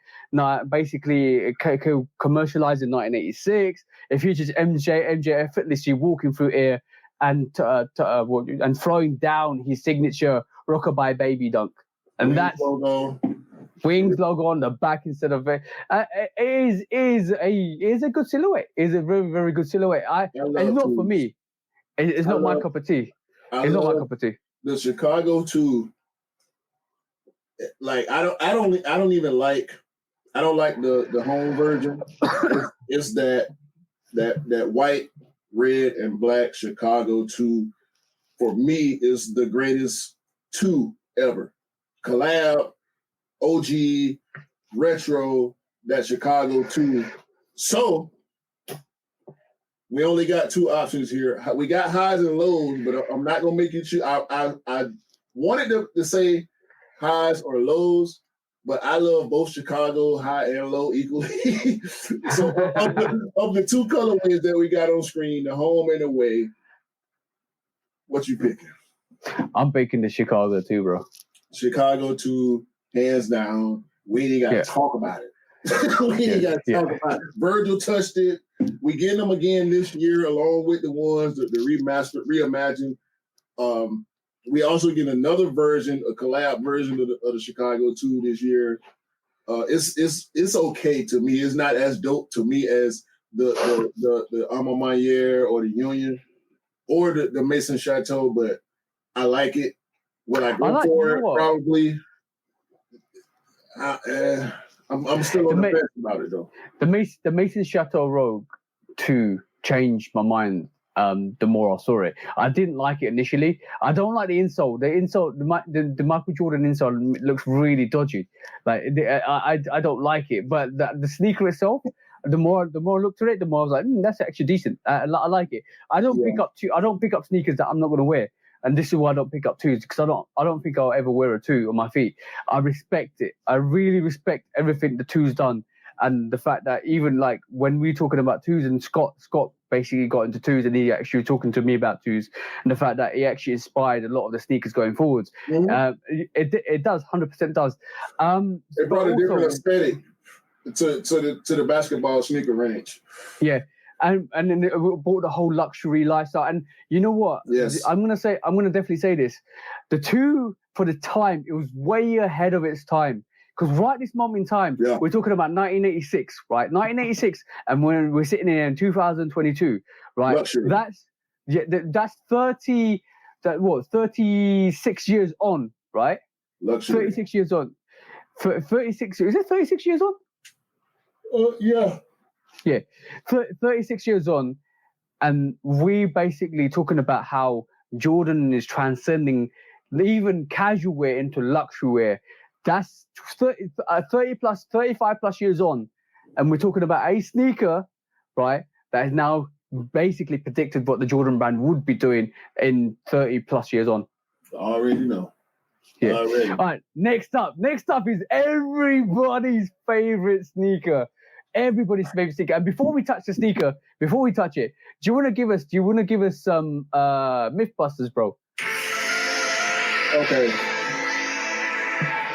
Now, I cannot fully confirm what I'm about to say. However, as of late, I have seen more accounts of the notion that Michael Jordan was about to leave Nike because he didn't like the Jordan 2. Yeah. I've heard a lot of accounts of that not being the case. Adidas was trying because they knew that he only had a short contract and he had to re-up the contract. He wasn't about to leave. He wanted to find out what Nike had in store. He was heavily involved in the design process of the 3. Of the 3, definitely. Yeah. Obviously, the GOAT Tinker came in with other designers and said, "This is the shoe right here." And Mike said, "Take the swoosh off." Yep. Take the swoosh off. I don't want no swooshes on my shoes. Yeah. And this is a Tinker. This is why this is called a Tinker. It's got a signature on the back of it. This is why this Jordan 3 is called a Tinker 3. Every single Tinker 3 has got a swoosh on it. But I do like the swoosh on this. I'm not even joking. The swoosh brings some extra character to it. It's a funny shaped swoosh. Yeah, but no question. That swoosh, I would have had taken off also. Like I agree with Mike on that.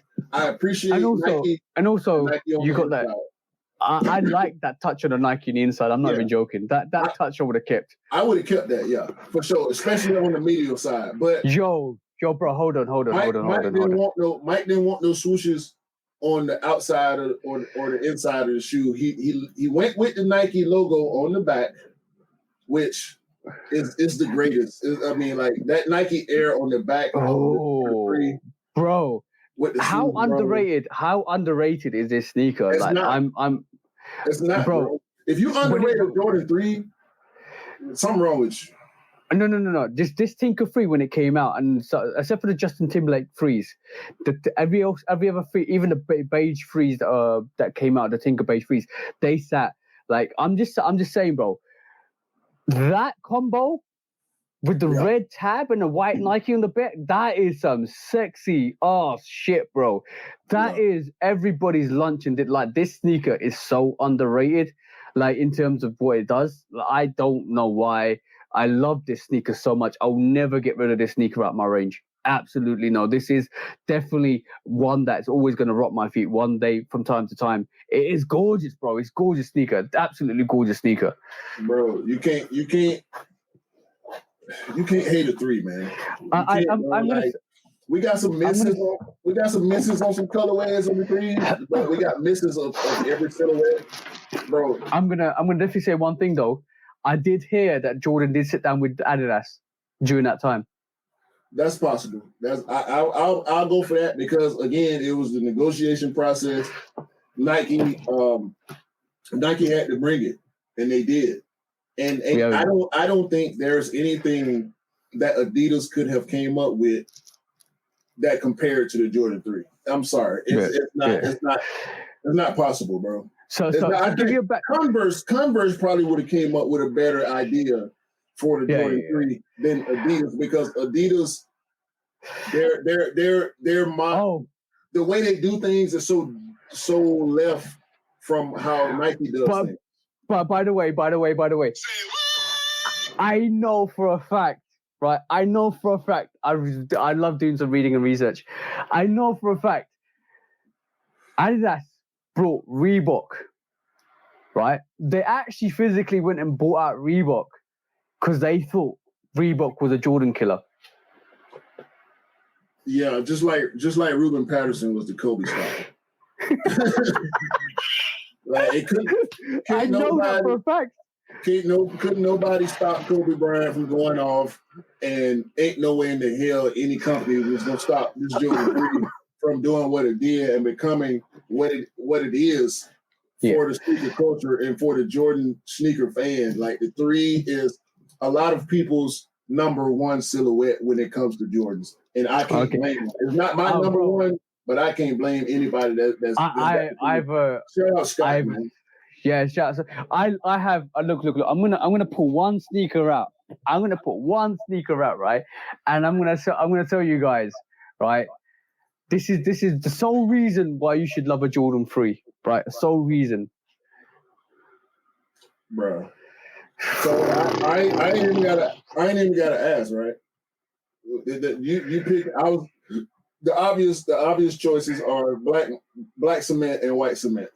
So, I love the black cement 3, bro. White cement 3s, yep. Fire 3s, yep. Cardinal 3s, yep. I will buy every single 3 out there that I love, right? But the thing is, I always say, I've never said anything differently to what I'm gonna say now. I always say there's something about white 3s that always kills it, right? Always kills it. I'm talking about the Cardinals, the Hall of Fame 3s, the Katrina 3s. I'm talking about Fire 3s. I'm talking about the True Blue 3s. Everything. Like I'm talking everything. But one sneaker out there, and it's the opposite of what I always say. This on your feet, bro. Yeah. Black cement 3 on your feet hits differently. It hits differently. That cement print, that all black all over, the sole, the grey sole with the red pod at the back. Bro, the Nike on the back. No, I'm not bro. There's nothing compared to black cement 3, bro. With all that being said, I'm choosing white cement. I respect that. That white, black, and gray, bro, with the little pops of red, dog. Like I can't. Look. I understand that, bro. As much as I love, I understand that, bro. As much as I love the black cement 3, it's the white cement for me. And truly, this is the free throw lines, and I'm waiting for my white cement 3s next year. I'm going to double up on them, and I will double up on the 5 3s. I don't care. But like, all I'm saying is, yeah, it's definitely dope. Definitely, Unite 3s, like, oh man. But it's so much. The Mocha 3s, so much. Fear 3s, like the and you know what it is with me. You know what it. Yo, bro, this is another dope sneaker. Platinum. Yep. And this is why I think I like the black cement 3s, because the black cement 3 probably. Yeah, exactly. All my sneakers are all white because I was like, yo, I need to play. See what I'm saying? I think there's a definitive thing with me and black cement threes because I love the fact that it's colored. But let's give you some history behind this Jordan 3. It was basically in 1988 where Jordan dominated the NBA by wearing the Air Jordan 3. He was named the MVP and defensive player and soared to the second dunk contest title. And this is where you saw the free throw line as well that came from that inspiration. Yeah. And the Air Jordan 3 was designed by Tinker, which is Tinker's first design on the Jordan range, and is the most prolific Air Jordan designer. And it's basically Tinker's covered 21 of those silhouettes out of 32 are in that franchise, and that's how iconic that first sneaker is. And this is why I think the Air Jordan 3 is one of the best ranges to kickstart the Jordan range in terms of Tinker's ideas and idealistic things. And this is where, like, when you look at the Jordan 1, everybody loves the Jordan 1, but it's very closely resembles a Forum 84 or a Converse, because it's got, even though it's a Jordan 1, and even the Dunk highs, it's got that design that's very unique with the 84, 85 culture. And then that kind of transpired into the Jordan 2s.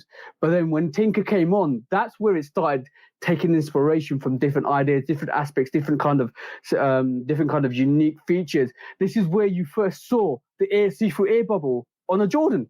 Yeah, when Tinker coming off Air Trainers and Air Max, that design influence from the 2 to the 3.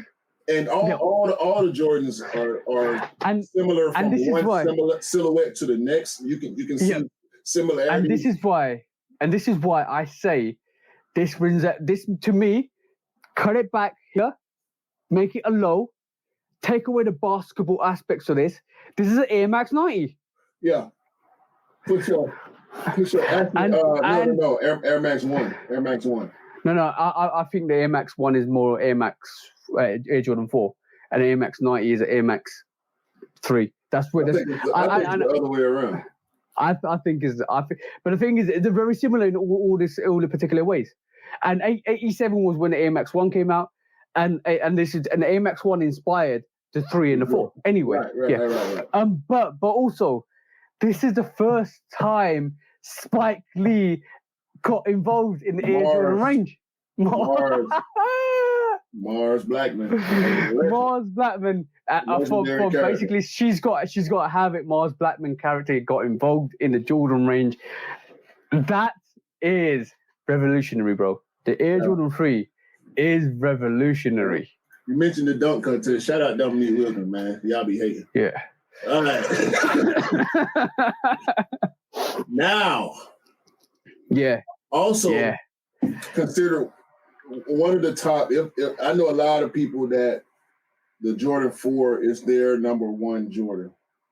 Yep. The 4 for me kind of revolutionized basketball sneakers in a bigger way than the 1, 2, and 3 did, because bro. If you look at the Jordan 4 and you look at the basketball sneakers that came out, hell, if you look at sneakers in general that came out in the same year, 1989, the Jordan 4 is clearly ahead of its time. Yep. When we talk about design, and that was encouraged by Michael Jordan's gravity defying performances on court, and also basically the popularity of the Air Jordan 4 franchise was getting really, really, really hyped as well and popular at the time, and it basically became a pop culture icon. The Jordan 4 became very famous outside of the court itself as well. Bro, it don't even look like a high top. Like, I mean, it's truly it's a 3/4. Yeah, it's a mid top. It's a mid. I think it's a little higher than the average mid, just a tad bit, but it's lower than the average high. Yeah. But bro, you can't. The Bread 4s, like we just talked about Bread 4s. Matter of fact, me and you, we was on a call, and I just had to put. Matter of fact, I got them right here. Like for me. This sneaker is undefeatable. Like you can't do nothing with this. I don't even bother trying to compare this bread forward to anything. It's You know what? The one thing I like about between the fire red fours and the bread fours, right? The home and away colorways, right? Is the fact that that's nubuck and the fire red fours leather. Right. I love that because it means you got best of both worlds in terms of quality. But one thing to mention is the white cement fours, bro. Do the right thing. Iconic, another iconic sneaker. And then did you also know, right? You can do 18 different lace setups with that to give your own character flair to that sneaker. That's it, bro. The Jordan 4, whatever you want to say, whatever the hype train's doing now at this moment in time, who cares? The Jordan 4 is just a classic silhouette. And you know what? Hands up. I'm putting my hands up, right? Before the Jordan 4 was ever hyped, I basically doubled up on the bread fours, the fire red fours, the cement cool grey fours, the fours, bro. I was doubling winterized fours, Raptor fours. I was doubling up fours before they were even popular, because I even though I'm a 5 head, right? I love fours. And you know what is really funny, because we had this conversation quite a while back, and you was like, you're a 13 head, aren't you? Right? Mm-hmm. And I goes, no, I'm a 5 head, bro. I love 5s. I love the 5, and we'll go into the 5 in a bit. But I love the 5. I love the way it's been designed and stuff like that. It's one of my favorite silhouettes. But then when I talk about any other silhouette in that range, from a 1 to a 3 to a 4 to 11 to a 12 to a 13, right? You might think I'm more in love with the other silhouettes because I talk so passionately about them, bro. I will pick up any 13. I don't care if it's hyped or not. I'll double up on 4s. But you probably thinking, yo, you can't be a 5 head because you double up on 4s. You can't be a 5 head because you talk so passionately about 13s. You can't be a 5 head because you got more 1s in your collection than 5s. But bro, I'm still a 5. I love 5s. I will, but that's the passion. That's the passion in me for every silhouette. Yeah. So breads or fire reds? Breads, bro. You got to, bro. As much as I love, and I've worn my fire reds more than I've worn my breads. Okay, I've got a question for you. Then. Not. It's never going to be loose shoes or dump. You can't dump any of those sneakers, right? Forget the breads, right? Forget the breads because that's your favorite one. Choose one: white cement 4s, fire red 4s, or military blue 4s. White cement. Good choice, bro. Good choice. I like white cements more than I like the fire reds. Yeah. Equal amount of respect for both white OG colorways. But if I had to choose between the fire red and this white cement, it would be the white cement for sure. Go back down to the freeze for a second. I just want to see something. It's really unique. Out of the 3s and 4 range, there's always only been one black sneaker in there, like in terms of the OG. They really mirror each other. We got the bread 4 and the black cement 3, the white cement 3 and the white cement 4. We got the fire red 3 and 4, and there's the true blue and the military blue that mirror each other for the first 4 colorways, the OG colorway with these silhouettes. Okay, cool. That's also kind of the case with my favorite sneaker of all time, the Jordan 5. So I'm really passionate about this sneaker a lot, to the point where I'm going to break it down for you. This basically, the reason why I love the Jordan 5 is because it's designed, if you don't know, it's designed, and we always talk about this, it's designed from the P51. I don't know about 5. P51 Mustang, basically the World War II fighter plane. It's got, Jordan what Tinker saw in Jordan when he designed that 5 was the dog-like fight, the passion, the ability to maneuver and attack and defend. Bro, that came from the airplane. He needed to do that sneaker for that. Aerial assault. The aerial assault, bro. And like that sneaker is totally a dog warrior of a sneaker. Like that emphasizes everything at that time and point of why Jordan was one of the best players ever to grace the court. And then it also features like the aesthetics to that is also features a clear rubber sole. Tinker Hatfield might have borrowed from another icon, and also exactly, and it's translucent. And basically it's feeding it. Tinker Hatfield might have borrowed from another iconic shoe that he designed for Marty McFly in Back to the Future as well, with the self-lacing sneakers. So Back to the Future 2 had. So there's inspirations all designed for that. But like for me personally, the Jordan 5 is one of, or if not one of the best designs out there on a sneaker, like hands down. From the shark teeth to the aggressive nature to the fact that Jordan embodied a sneaker on court just to kind of just to create history with it, bro. The 5 for me, it represents the struggle. Yeah, because it was the next year where Jordan was able to ascend to his true greatness, his true airness. Like we know he's the black cat. He's airness. At one point he was Magic Jordan because Magic loved him. That's something that TJ taught me. Yep.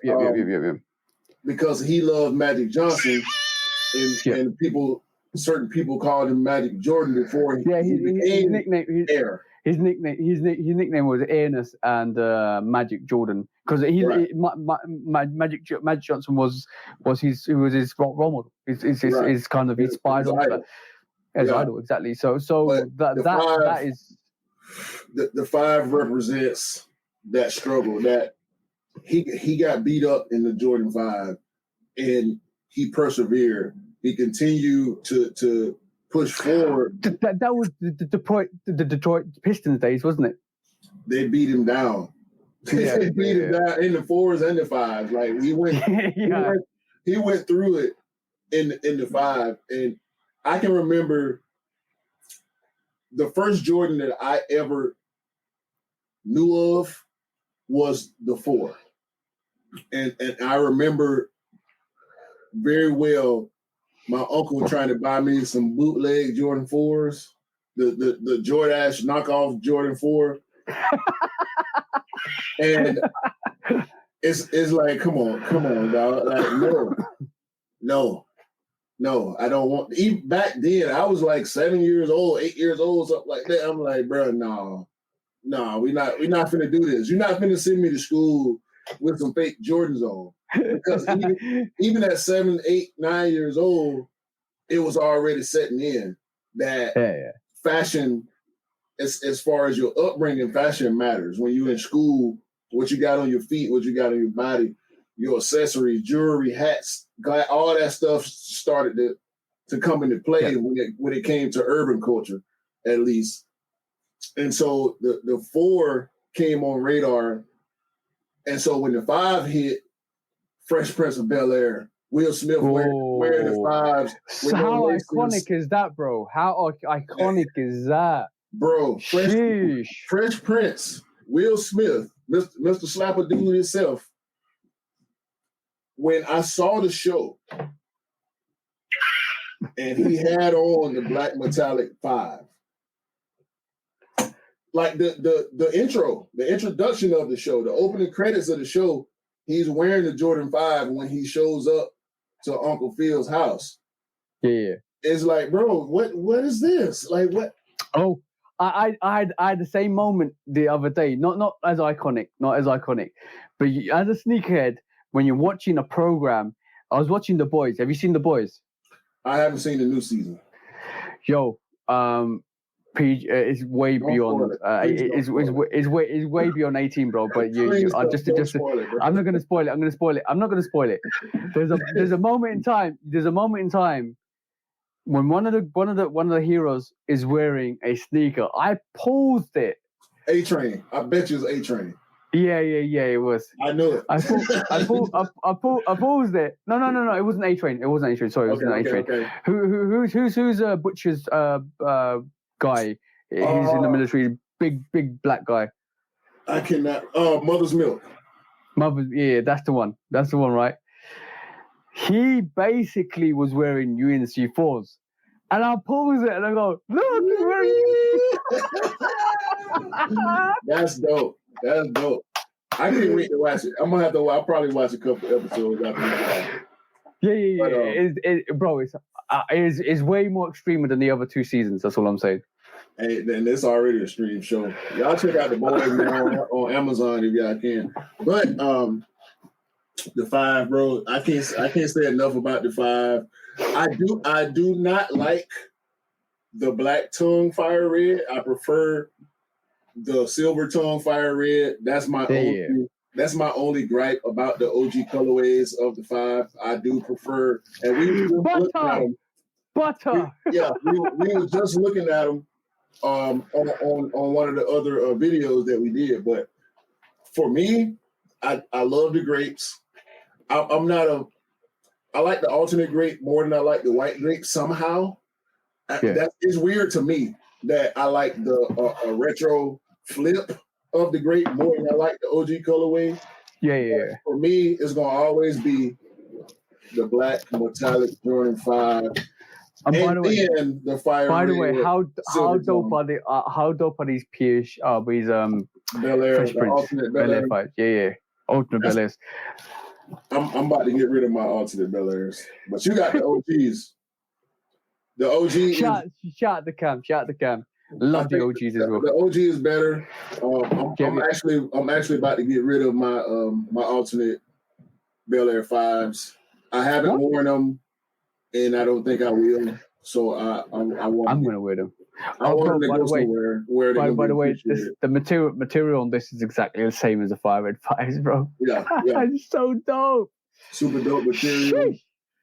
Like and that Nike Air. I mean, obviously, I ain't got no problem with having the Jumpman on the back. I got a lot of pairs with Jumpman on the back, but Nike Air on the back of that 5, bro. That black metallic 5, man. I might need to go become Superman again in the near future because we're wearing red suede and blue suedes. Watch out for this. Yes. So many dope colorways of 5s, man. Like you can't tell me 5s ain't dope. I don't care what you say. I got reels. And the Shoe Dog 5, the Shoe Dog sneaker is what the 5, bro. Not what the 5 is what is called again? What the 5, yeah? Yeah, I always get confused with the top 3 5s and what the 5s. Yeah, what the 5s. What the 5s is the reason why not a lot of people understood what the 5s. What the 5s is not a top 3 5. What the 5s is everything outside the OG 5s. That is so dope. Tokyo, Shanghai, Raging Bull, Bean 5, Green Beans, bro. Like that is a sneaker that if you're a 5 lover. You don't have in your rotation. You need to get that in your rotation because, like, when you look at that sneaker, embodies everything outside the OGs that makes a Jordan 5 awesome. Yeah, I can't. That's my favorite shoe, bro. Ever. Like I can't put nothing wrong. As much as I love 1s, I love 4s. I love 6s. I love 8s. I like 12s, 11s. Like. I got too many 5s to even start pulling out, bro. Like, I know. And you know what? I might be lying here because, like, I did say I don't have as many 5s as 1s. But I haven't even checked. Bro, I'm already pulling up 5s like they're going extinct. Hold on, see, I got a whole stack and a half. 1, 2, 3, 4, 5, 6, bro, 7, 8. I love 5 so much that I actually even pulled out the original K54 5. Yeah, I think I got like 15 pairs of fives. I don't know. I need a serious count here. I need the count check. No, I got a full 2 stack. I got 2 more here. I got 1 over there. I got 2 more here. And I got 1 down. And I got 15. 16. I got 17. I got 17 pairs of fives, bro. 1, 2, 3, 4, 5, 6, 7. Bro, the ones I can see, I got 7 already, and I've even included the all red suede, all blue suede, the grapes. I can't see the bluebirds. That's already like number 4. It says it's 11, and I'm pretty sure I got more. Oh, satins. Yeah. So I regretted not getting those too. I actually got them for £91, bro. They went on sale here, and I didn't get them. I did end up going back and getting the alternate Laneys because I love those. I love the OG Laneys too, the white ones. But I think I didn't even mention the fives. I got 18 pairs of fives. Yeah, I think I might be there or thereabouts with you with fives. Like you know, when you sit down and you don't really think about it, and you're like, okay, cool. I think I ain't got as many fives as I think I do. Oh, by the way, I got 2 pairs of K54 fives that released as well. One I blacked out, one I kept white. So that basically means whatever I counted there before, 7, that's 12, 13, 14, already 14, and I've not even taken account. This is just me vibing off the head. So yeah, it's ridiculous. It's ridiculous. I got 3 pairs of lows. I got the Chinese, is it Chinese New Year? The Klotz and the Dornbecker. So 5s is it for me, man. Yeah. I've made some regrets on 5s before. Like I should have kept the PSG 5. I actually should have copped it when it released as well because I literally copped it for the bro, and I was like, yo, I'll wait for the black metallic 5s. I regret that. I regret not picking up the Anthracite 5 as well. The Ben 5s is the black metallic is my number 1 because the Ben 5 is pretty unattainable as far as what I'm willing to spend. But if I had Ben 5s in my collection, they would be a little bit above black metallic because it's pretty much a premium black metallic. So. I would see my pinnacle 5 at the moment outside the OG has to be that Dornbecker 5, that original Dornbecker 5 with reflective blue. That to me, you cannot get any better outside an OG, like 100%. That's the meaning behind that. The poem for that little kid, that poor little kid. Everything behind that sneaker is gorgeous. Like it looks like a regular sneaker, but as soon as that light hits it, bang! It's a different story. Yeah. It is literally like, yo, game time. Yeah, and shit. There's a lot of 5s that I don't have that I would have if I was able to hit for them, but 5 that's the one for me. So before we continue with the 6s, I think it might be time. I don't think they're ready for this, bro. I think it's time. I don't think they're. When resale is too high. Damn resellers. Order. When hype beats go too far. These damn hype beasts. Order in the court. Order. When the back door opens. Guilty. It's time for order in the court. The sneaker court of public Guilty. opinion.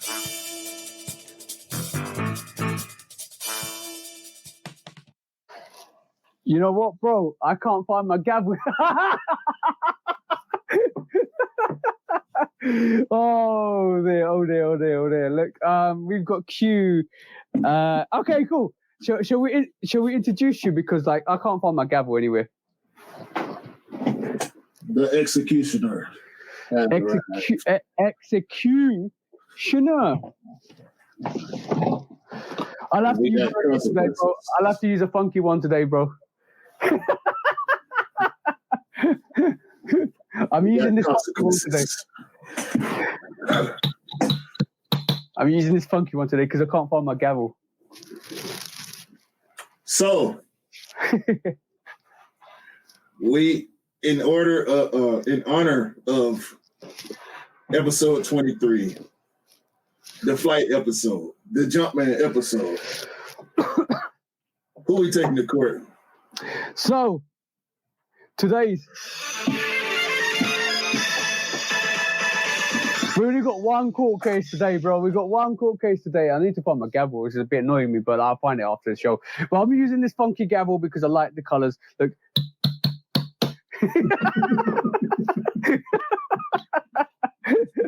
Okay, so Mr. Executioner, this you're taking on your persona this week. So we're taking Adidas to court, or Adidas to court, for fumbling the ball on Michael Jordan back in 84, 85, bro. So, and we knew there's the long historics behind the fact that Michael Jordan always wanted to go and join Adidas, and he wore in 1984 in the Olympics out in the tryouts the Forum 84s. So we knew there was some history behind that, and he could have joined Adidas. But what did Adidas turn around and do, mate? They fumbled. They dropped the ball. They fucked up. They fucked up. And we used to that from the beginning. Yeah. I know I am. So there's all the, and to go by this, like, just to give more evidence how badly Adidas messed up and how badly they could have buried the hatchet with Nike and been on top, because the Air Jordan range revived Nike. The Air Jordan range made Nike the commercial beast they are today. They basically revolutionized the brand with Air Jordan, and so much so that Adidas had to buy Reebok to kind of make a statement that they were going to kill the Jordan brand with Reebok. It never worked out, unfortunately. How did that work out, Adidas? How did that work out? Not really well. And the war tactics was there from the start when the Cortez was made, and we discussed this in the last episode. When the Cortez was made, and Nike wanted to call it Aztec, but then obviously Adidas had their Aztec name copy of it, and then they basically called it Cortez because Cortez destroyed the Aztecs. And obviously Nike are still killing it and destroying Adidas at this moment in time, and until some periods of time in our histrionics, Kanye came along. I think there's little battles in between Nike and Adidas where Nike's taken some shots and taken Kobe from Adidas, and won Jordan with a contract for in 1985. And then the counter shots have been when Adidas has taken Kanye from Nike, with all that situation. So there's been victories both sides, but the main story of the day is, how did Adidas fumble that bag, bro? Because that's what they do. Listen, Adidas. Execution, no, it's getting serious out here. Y'all will never, ever, in the existence of the sneaker culture, be able to overcome what Nike and Jordan has done. Okay? The Forum is cool. I don't hate it, but it's not a Jordan one. The Steel Toe is cool. I don't hate it, but it's not an Air Force One. Okay? I don't care what y'all, go get your Ringers, go get Yeezy, go get Bad Bunny, go get, take Witherspoon. He couldn't do nothing else better for Nike, no way. Okay, so let's flip the page for us a little while, because we know Converse was the sneaker of that time and period, because obviously Converse was the basketball sneaker, and a lot of sneakers design or similarities for the Forum 84 and the Jordan 1 took some bits of the modern day or that modern day design of Converses and revolutionized it into their own sneaker.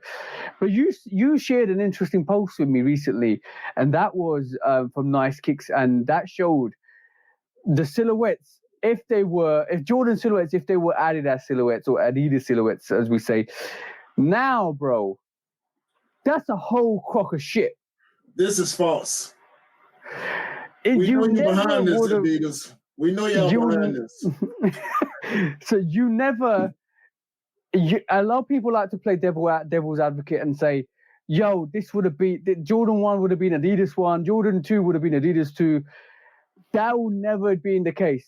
You would never have seen Tinker Hatfield collab on a Jordan 3 or a 4 or Adidas 3 or a 4 with Adidas. You would never have seen that. These silhouettes would not have been the same. So somebody out here, some Adidas lover out here is changing these Jordan silhouettes to make them look like Adidas silhouettes. This would never, what you're seeing on screen right this moment in time would never have been the case. It never would have been fruition. You would have seen totally different silhouettes. You would not have got the Jordan 11 or the 12 or the 13 like that. And I think we would have missed out on so many historical sneakers, bro. Garbage. This is garbage. Look at this logo. What is this? What's this, layup, man? Is this layup, man? You can wish however much you want to wish. And by the way, the Jordan silhouettes. Let me just basically that famous Jumpman that you see on the icon. There's some history behind it, by the way. And we look at that layup man right here. Yeah, we look at that layup. That's Shaq Man Part 2. So that's, let's get layup man off the screen. Yeah. So I'm just. Yeah. So basically, from what I'm basically saying is that actual silhouette of that Jumpman, right? That we got in terms of just that characteristics that we see on every single sneaker, every single like at the back of some Jordan non-retro OG 5s. That Jumpman was done when after the back-to-back slam dunk victories, a photographer actually took pictures of him and on just a figure of him jumping and leaping in with a basketball in his hand, and that became the poster and then immortalized the athlete as a child in every childhood's bedroom as a silhouette of that Jumpman, and that's been trademarked by Air Jordan. That's the Air Jordan trademark that we all know and love. So, in retrospect, that layup man is just. Garbage. I don't know who did that. I don't know who did that. I do not know. The clowns over there at Adidas. That's who did it. We know y'all behind this shit. We see what y'all doing. We see it. It's not gonna work. We're not buying it. Okay. Keep it over there. I would love to hands down. I would love to see what would have become if Jordan had joined Adidas and what kind of silhouettes they would have produced. I don't think Air Jordan would be a range. I think Yeezy became a range in Adidas because of Air Jordan. Mm-hmm. And that revolutionized it. From what I was hearing back in 84, 85, Adidas didn't want a black man to be the front of their company. And Nike took the risk. I don't know how much of that is true, how much of that's racially driven. I don't like to believe it or look into the facts of that. But it took Adidas a long time until they fronted Yeezy as a person that was going to take that brand forward, and it took them almost until 2015 to actually do that. So from my perspective, we would not have seen an Air Jordan range or Air Jordan line. And however much you want to believe it, I don't think we would have seen that. I think there would have been another, like they said, they did just want him to be another athlete, just like all the other athletes at Converse, just like all the other athletes at Adidas. They just want him to be one regular athlete, just to wear their sneakers and for people to buy that. we would not have seen the range we're seeing with Nike and Jordan. We would not see soul control from Michael Jordan on these silhouettes and in much influence. We would not have seen Tinker Hatfield on those ranges either. So we would not have seen Peter Moss Jordan 1 design. So however much you want to look back and sit here and reflect and say that Jordan 5 could have been an Adidas 5, that would never have been the case. No. Never been the case. And that would have been a massive loss to all of us, I feel personally. The sneaker culture would not be what it is if Michael Jordan had signed and stayed with Nike. So, Adidas. Where you find them, bro? You're the executioner. You can give verdict. Guilty. Guilty as charged. Guilty of dropping the ball on Michael Jordan. Dropping so many balls over the years. And Kanye can't save y'all. He don't like y'all either. It's that smiley face tells you guilty as charged. That was the only court case we have today, and the sentencing being Adidas keep pushing boundaries and doing better, because at the end of the day, Nike did it the best way. Nike have always done it the best way, is look after the athletes first and foremost, and make sure they perform the best they can do in the gear and the merchandise that they're given. And that's the way you revolutionize the game. Everything else is secondary. If your athletes ain't performing, then to the gear and then the merchandise and the products that you give them, that's the problem. And Derrick Rose playing for the Bulls when he signed don't help y'all. James Harden ain't gonna save y'all. Damian Lillard ain't gonna save y'all. It's too late. Y'all missed the boat. Y'all dropped the ball. Y'all fumbled the bag. Guilty. Guilty. And that was court of public opinion today with Judge Public Opinion and Mr. Executioner. We'll see you in court next week again. When resale is too high. Damn resellers. Order. When hype beats go too far. These damn hype beasts. Order in the court. Order. When the back door opens. Guilty. It's time for order in the court. The sneaker court of public Guilty. opinion.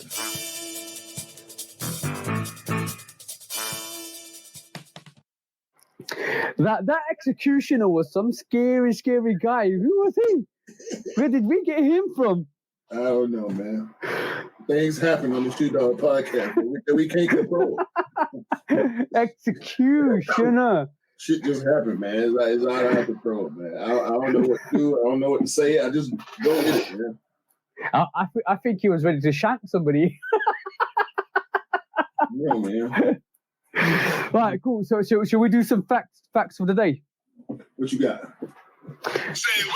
Okay, some facts of the day. Did you just go into the theme of the whole 23rd episode? Actually, this is a Mythbusters. So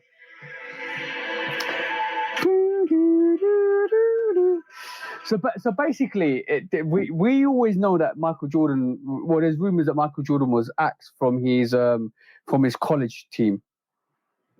How much of that do you believe? No, the high school team. High school team. Sorry. I've heard. I actually know people that are from Wilmington that went to Laney. Yeah.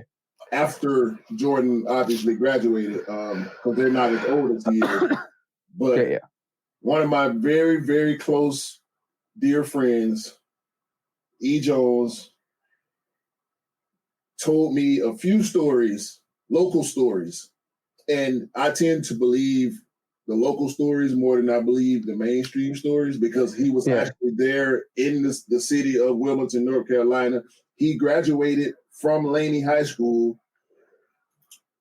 First of all, there were players much, much better than Michael Jordan when he was in high school. His brother being one of them. They say his brother was a bucket before people even knew that Charlie had a little brother named Michael. You get what I'm saying?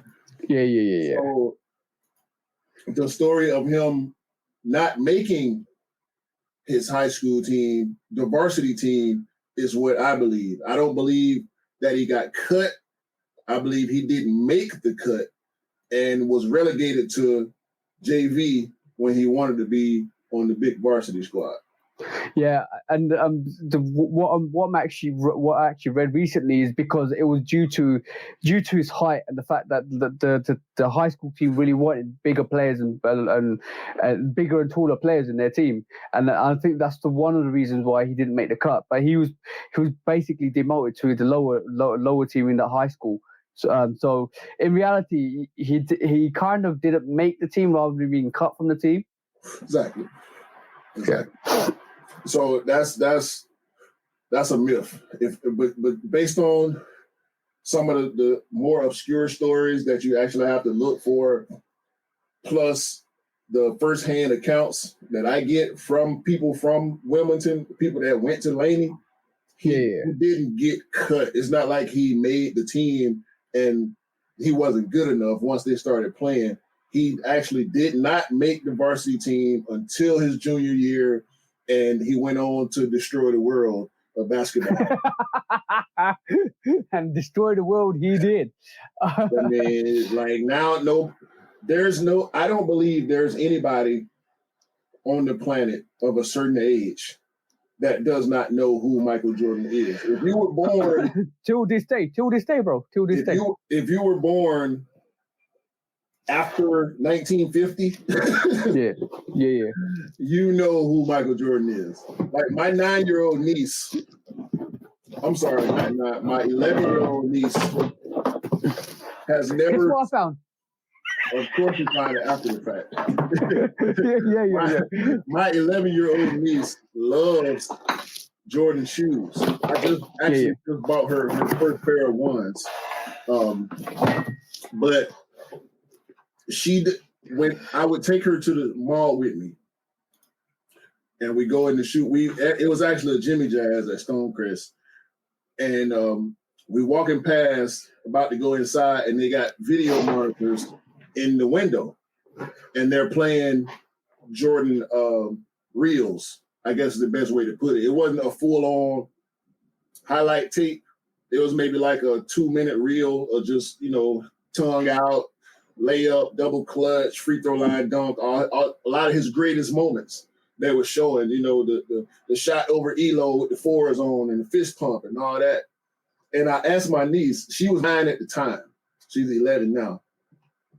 I said, do you know? I said, do you know who this is? Do you know who this person is? She goes, yeah, that's Michael Jordan. I say, do you know who Michael Jordan is?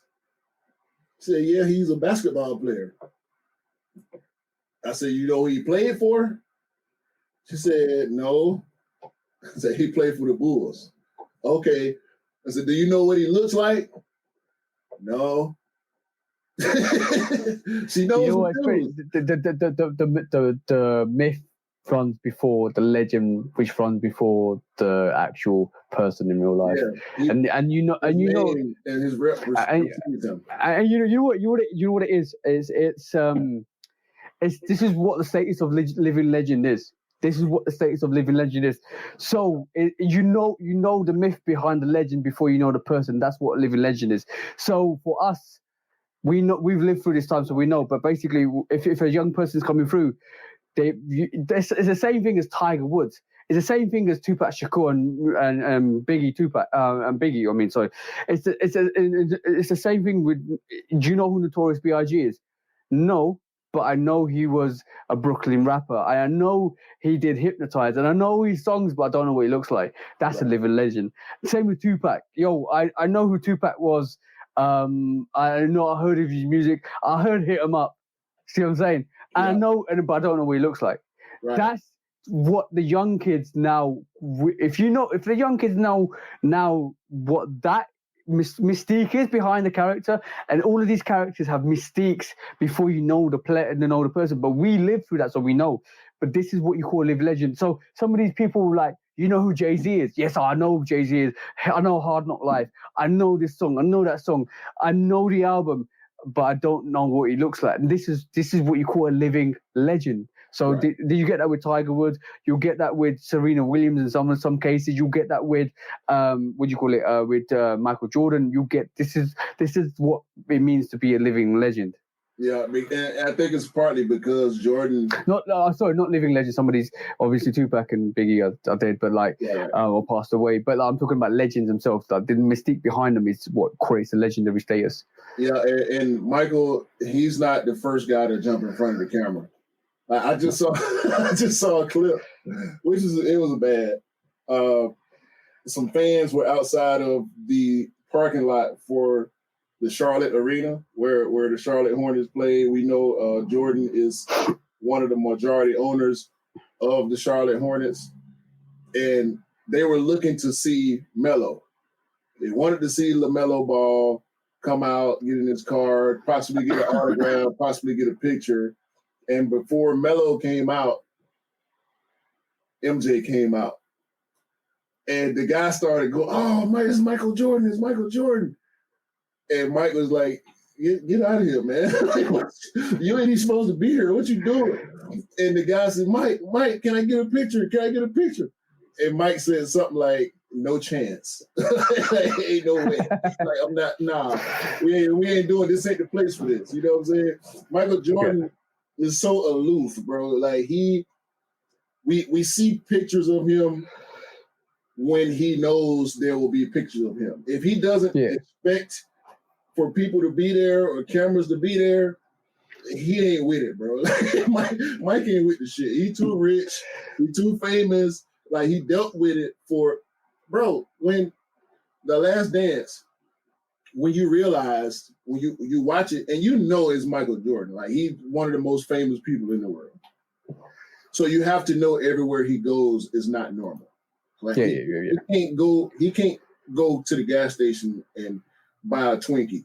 You know what I'm saying? They're going to have to shut down the parking lot because it's him. When you realize how much he had to go through during his playing days, you have to understand he don't give a fuck about fanfare at this point in his life. Like, he want to do his business. He want to go live his life, his private life. He is so far away from wanting to be, like, you won't even see him. Have we seen Jordan wear a pair of Travis Scotts or Off-Whites, or like, he don't even. The only time he wears anything is when he wants you to know he's wearing something. And that was a couple of years back when he wore, I don't know what he wore again now, but he wore white cements. We've seen him in white cements. We've seen it. I mean, obviously, during his playing days, we saw him in everything that released while he was playing.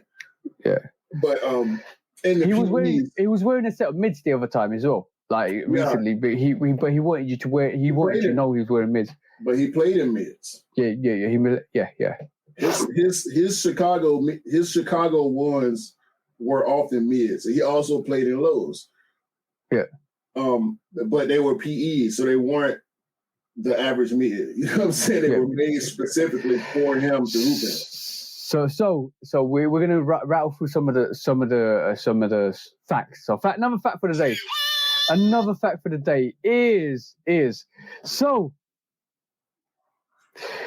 basically, Michael Jordan was credited with wearing baggy shorts, right? And it basically created a fad for everybody wearing baggy shorts. But do you know why he wore baggy shorts, bro? Because he ain't like them coochie cutters they was wearing in the 80s.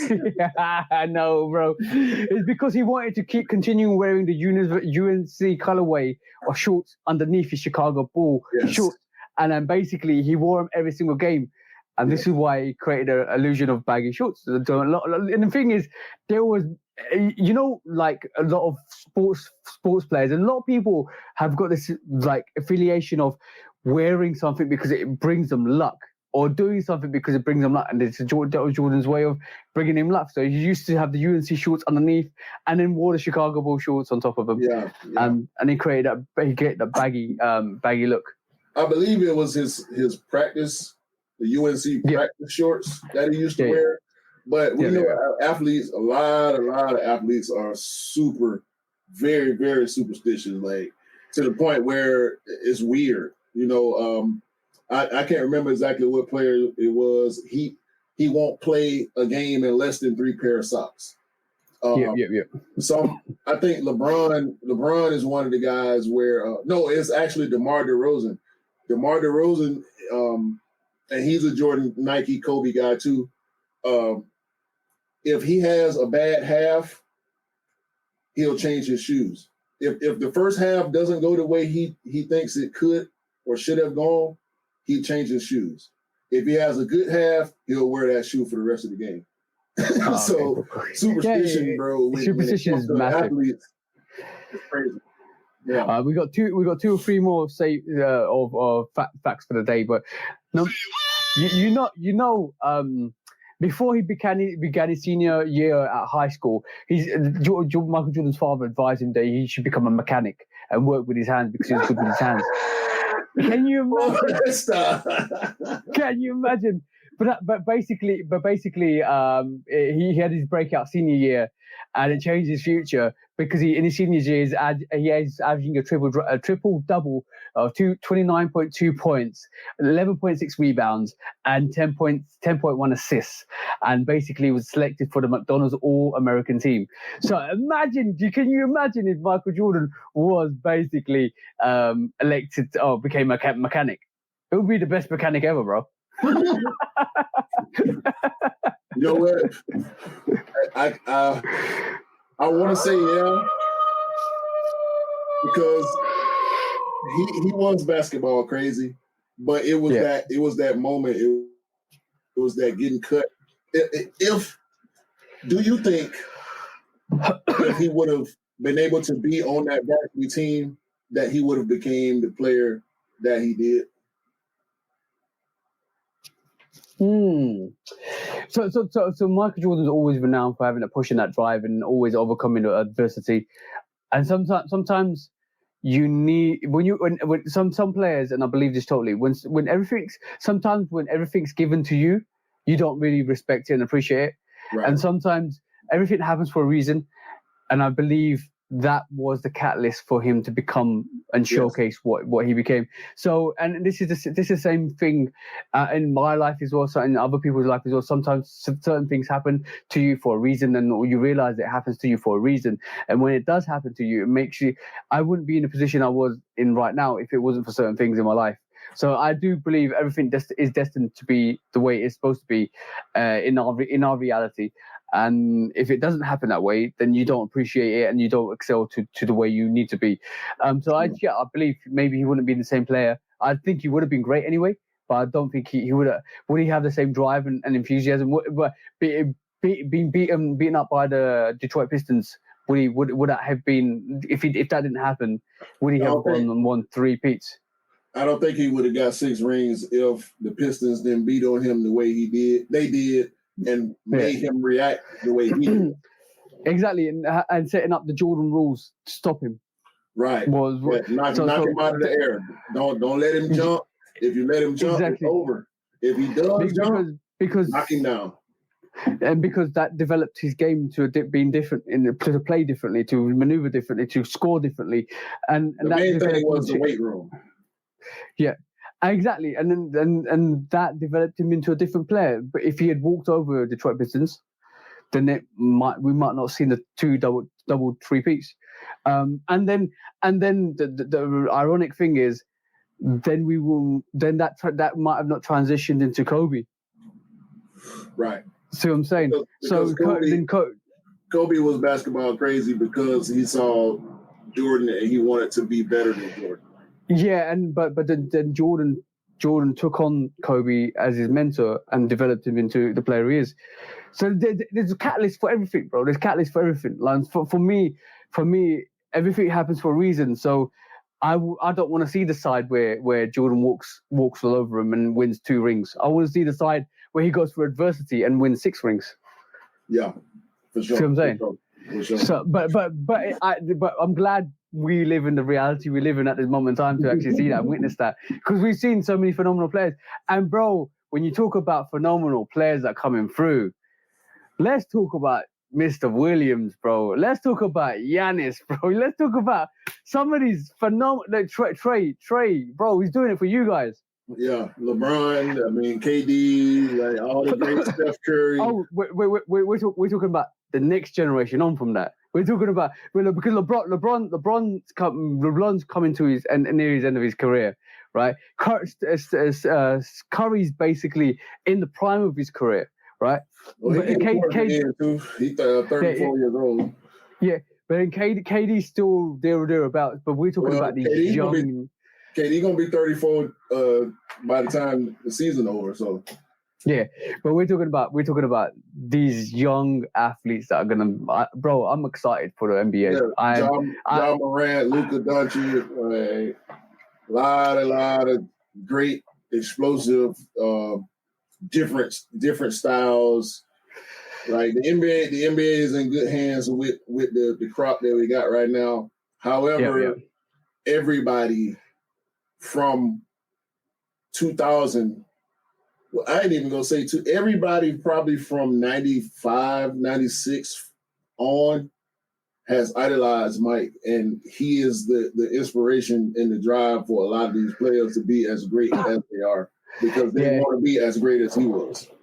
But yeah, exactly. But the thing is, you know why a lot of people say Michael Jordan. There were players out there that won more than Michael Jordan back in the day. There's players that did more things than Michael Jordan does statistically than Michael Jordan does. Rightfully so, but there's never been, like, I always say this, and I always stick by this. There's never been a player so influential that has changed the NBA, changed the sneaker culture, changed the route of industry, created his own brand. And to forget basketball, what he's done outside basketball, change cultures, is why he's so iconic. And this is why we look at Michael Jordan as, like, when you talk about the NBA coming through as the NBA is coming through, like we talk about the band sneaker being so great, and what it's done. Yo, imagine if Michael Jordan was like, all right, cool, I don't want this sneaker because this doesn't conform to the NBA. Let's leave it to the side. Let's keep doing what the NBA wants. We will not see the flair and artistic creation of what we're seeing with all of these sneakers. Maybe eventually over to the next 10, 20 years, past 85, we would have seen it. In 2000s, we would have seen that culture change.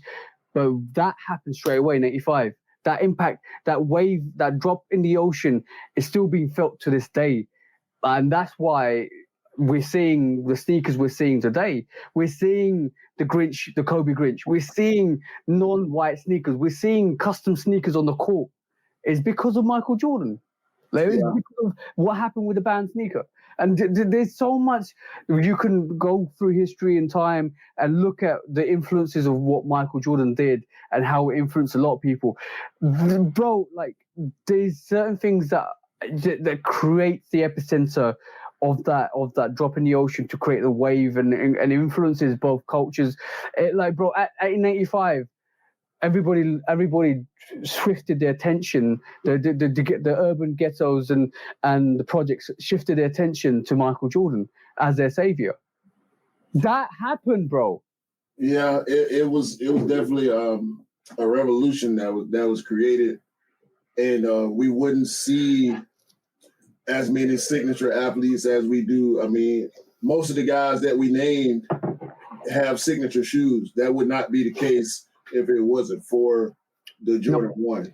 We will not get a Kobe. We will not get a Kobe. We will not have Kobe's signature shoes. It may have happened, but it wouldn't have happened in the same way that it did, and it probably wouldn't have had the same impact. Exactly. The LeBron range, the fact that Rui's getting his own signature shoes, the fact that Zion's getting his own signature shoes. This is the impact from 1985 with Jordan. And it's funny that now, for me anyway, we're starting to see the Jordan signature athlete be able to kind of separate themselves from the brand. Like, we have to, because we love the Jordan retros, we kind of get tunnel vision when it comes to the brand. Like the brand is about Michael. It was created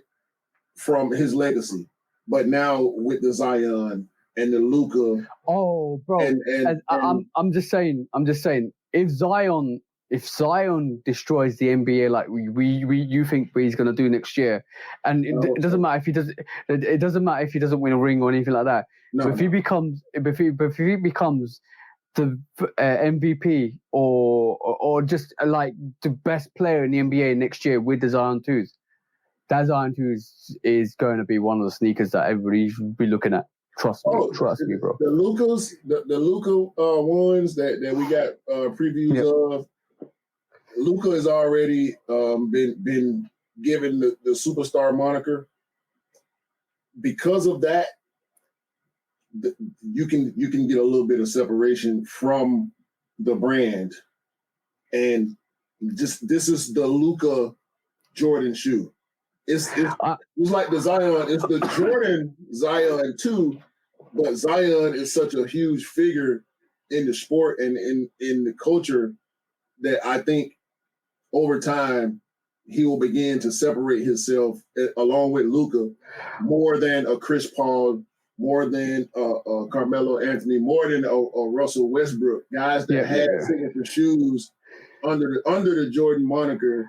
I think they were waiting. Well. I think Jordan and Nike were waiting for the Kyries to the Kyries and all of the people you just mentioned to kind of break away and do something great. And why do you think LeBron's got his own range? Why do you think Kobe's got his own range? Because they went from having just retro Nike sneakers. LeBron's worn all sorts of sneakers through his junior years, Reeboks, Adidas, Jordans, Nikes. But once he stepped up and he started becoming the superstar that he wanted to be, that the brand saw him being, they said, "Yo, we're going to give you a LeBron range." No, it was day one. Like he played for an Adidas school. As soon as he declared, and everybody knew he was going to be the number one pick, they gave him a big contract and a signature shoe, the Zoom Generation. Even though it's not called the LeBron, it's LeBron's shoe. That LBJ logo is on that shoe. Nike is on there too, but that LB23 logo is there. And I feel like it's interesting because I feel like Jordan brand are getting more involved. Like I got told this the other day and I agree with it. Like everything retro Jordan wise is fine, but you can't wear anything 30 Jordan 30s onwards. You can't really wear them in casual wear because they're designed for basketball sneakers. Yeah. And everything beyond that now, it feels like, I think really, as a matter of fact, I can see Rui getting his own signature sneaker. If he keeps doing as well as he's doing over the last couple of years, even through COVID, right, I can see Rui getting his own signature sneaker. They've just given him a Jordan 8, but they're also giving him another couple of silhouettes here and there, which are 34s and stuff like that. But I can definitely see it. I think Nike and Jordan are stepping away from just doing like a Kyrie signature sneaker, even though it's a signature sneaker for him. But I think they really want the cream of the crop there to emulate what Jordan's done. But it's always been basketball shoes. The 90s styling started to fade, which is part of the reason why I love retro so much, is because they are styled for the times, and we get different materials, we get different colors and all that. But technology, the advances in technology that the companies are putting in the shoes now takes away from the design aesthetic, the casual appeal, because these players are wearing this stuff on the court just like Mike wore his stuff on the court. It just so happens that Mike's stuff look better than everybody else.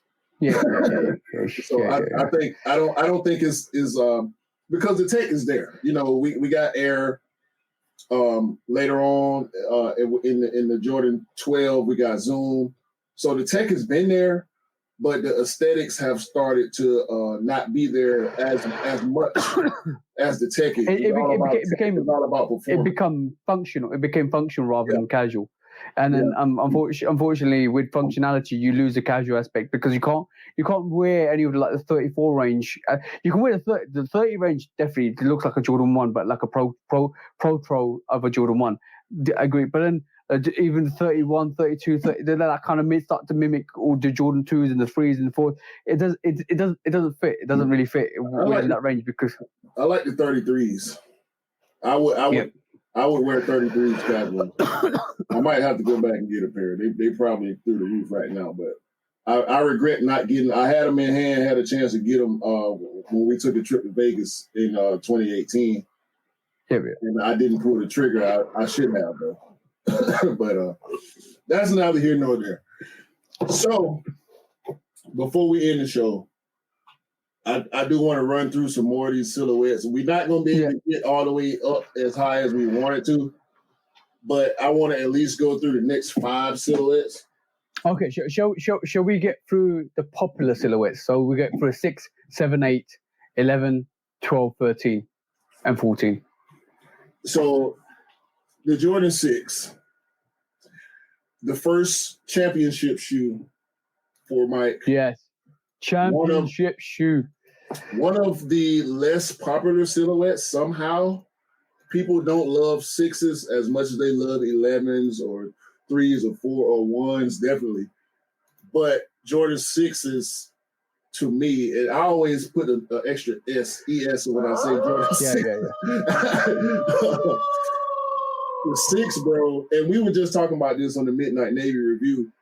We got the maroons, we got the breads, we got not the breads, we got infrared, white infrared, black infrared, maroon, carmine. So basically, if you don't know about the 6, the silhouette was inspired by MJ's basically German sports car. And it was designed by Tim Catford, and it included a lot of personal touches. So a couple of personal touches being the reinforced toe. It also included a loop or a spoiler at the back of the sneaker, which actually basically looks like a sports car with a spoiler. And also, it was close. If you look closely at the sneaker, and if you didn't know this, guys, you should know this about a Jordan 6, right? Where's my 6? Have I got a 6 out? Okay, I have a 6 out, and I'll show you guys what I mean, right? If you don't own a 6, if you need to know about a 6, I'll show you about a 6. So, in retrospect, when you look at a 6 here, it's the first time it actually has 23, and if you can spot the 23, you're good. If you can spot the 23, so the 2 on the 3 runs right there. That's the 2, guys. Can you see that 2? Bang, bang. That's the 2, and the 3 is this front. Which I'm doing it by camera, but I should do it here. That's the 3, guys. I'm running by camera. That's 3. So that's the first time you saw the 2 and the 3, the 23 on the sneaker, as like merged into the pattern, and that's the overlays of that sneaker. That 2 there and the 3 there is what makes that Jordan 6 epic and special. And as you said, bro, this is the first time he actually won his championship ring after being beat up by the Detroit Pistons and coming back and saying, yo, let me just put 23 on the sneaker and smash you guys. That's what happened. Yeah, I think that sport blue is probably my least favorite of the OGs, even though that colorway is super. That's really where the Midnight Navy colorway came from. It's like a combination of the maroon and the sport blue. This is where I think. This is where we're gonna differ. I already know what you're gonna say. Listen, I'm gonna say it for you. I know that you are a Carmine guy. Carmine are my favorite. The Chicago 6, the Carmine 6 is my favorite. You know how when I first looked at the Carmine, you know when you first get into sneakers, long time ago, and I love the Carmine 6s when I discovered them, and every single week to month, I just basically kept looking at the Carmine 6s. I fell in love with the Carmine 6s so much so that when they came out, recently. When was it? 2019, 2020? When was it? Yeah. 21. Right, so when they came out, I bro, COVID years, all smacked you one. I can't remember the date. I know that because your number one sneaker for the year was the Carmine 6. That was your one of double top up. That was my only 6 double up, bro. That was my only 6 double up. The Carmine, well, I always double up sneakers that I love, and a Carmine 6 is something that just gorgeous, bro. Gorgeous. The red toe, the red underlay panels, the white on that sneaker. Just a beautiful, beautiful colorway. And it's the outsole. Yeah, bro. Like, I love the maroon 6s. I love the true blues. I love the infrared 6s. I've worn infrared 6s as well. The Carmine 6s is just a gorgeous silhouette. Gorgeous card blocking on it. Like, hands down. I can't. That's perfection to me on a 6. It's the black infrared for me, but it's a toss up. It's a toss up between the Carmines, black infrareds, and white infrareds that I know people love the most when it comes to the white infrareds are fire. The white infrareds are fire as well. Now, haha, bro, this is something special. Like, if you don't know Jordan 7s, you need to know about Jordan 7s. We just talked about how people don't really love 7s as much as 7s and 2s and 8s. I think are very, very underrated. Yeah. So we got the OG colorways consisting of the Cardinal, which is hands down my pick. Like, I love the Bordeaux, which is one of the other 5 OGs. Then, of course, we got the Hair 7, legendary, the Raptor 7, which we talked about, and the Olympic 92 Jordan 7 is. Yeah. I mean, you can't if you have this just for me. This ain't no shade on nobody. If you have that number 9 USA Jordan jersey and you don't have this shoe, you should save that jersey until you get this shoe. Yeah, that shoe and that jersey is a fit. It don't matter what you can throw on khakis. You can put on church pants. You can put on jean shorts, whatever. So I'm gonna give a little bit of a breakdown as well quickly. So basically the Jordan 7 is basically the repeat for the NBA title. So he won the NBA title again. So that was a sequel to the 6, so basically second ring, and obviously he was a Finals MVP and the regular season MVP when he rocked the 7s, and also like you just mentioned, he was part of that dream team in the Barcelona Olympics that won. That took home the gold in 1992. Basically, is a fucking iconic sneaker, bro. And I think something that people probably don't realize about 7s, it's a Huarache. Yep. If you look at the construction of a Jordan 7, it's got that booty. And I'm not talking about the back of the shoe. Normally, when we say booty, it's got that sock liner. That's actually it is a part of the shoe, but that's the reason why my wife loves Jordan 7s is because of that Huarache booty. That Tinker said, you know what, this shoe, this Huarache trainer is so comfortable. Let me bring it over here to Jordan, and it was a hit, man. And but by the way, this is the first sneaker that actually had the US 9 on it. So there was obviously the Olympic what do you call it, Jordan 7 Olympic 9. So if you look at the PSG's got the 9 on it, and I think even the Greater China has got the 9 on the back of it as well, for just to mark that occasion. But also the design was inspired by the African tribal prints as well. So basically, when you see the tongue on that actual 7, it's inspired by that. But also, just last but not least, that's where they start to introduce Bugs Bunny into the whole equation, like you just said, the Hair 7s, right? The commercial, they started doing commercials with Bugs Bunny to alongside the Air Jordans to promote that, and you see that more on the 8s as well. That began the Space Jam conversation also. Like if it wasn't for the Hair 7, there probably wouldn't have been the Space Jam.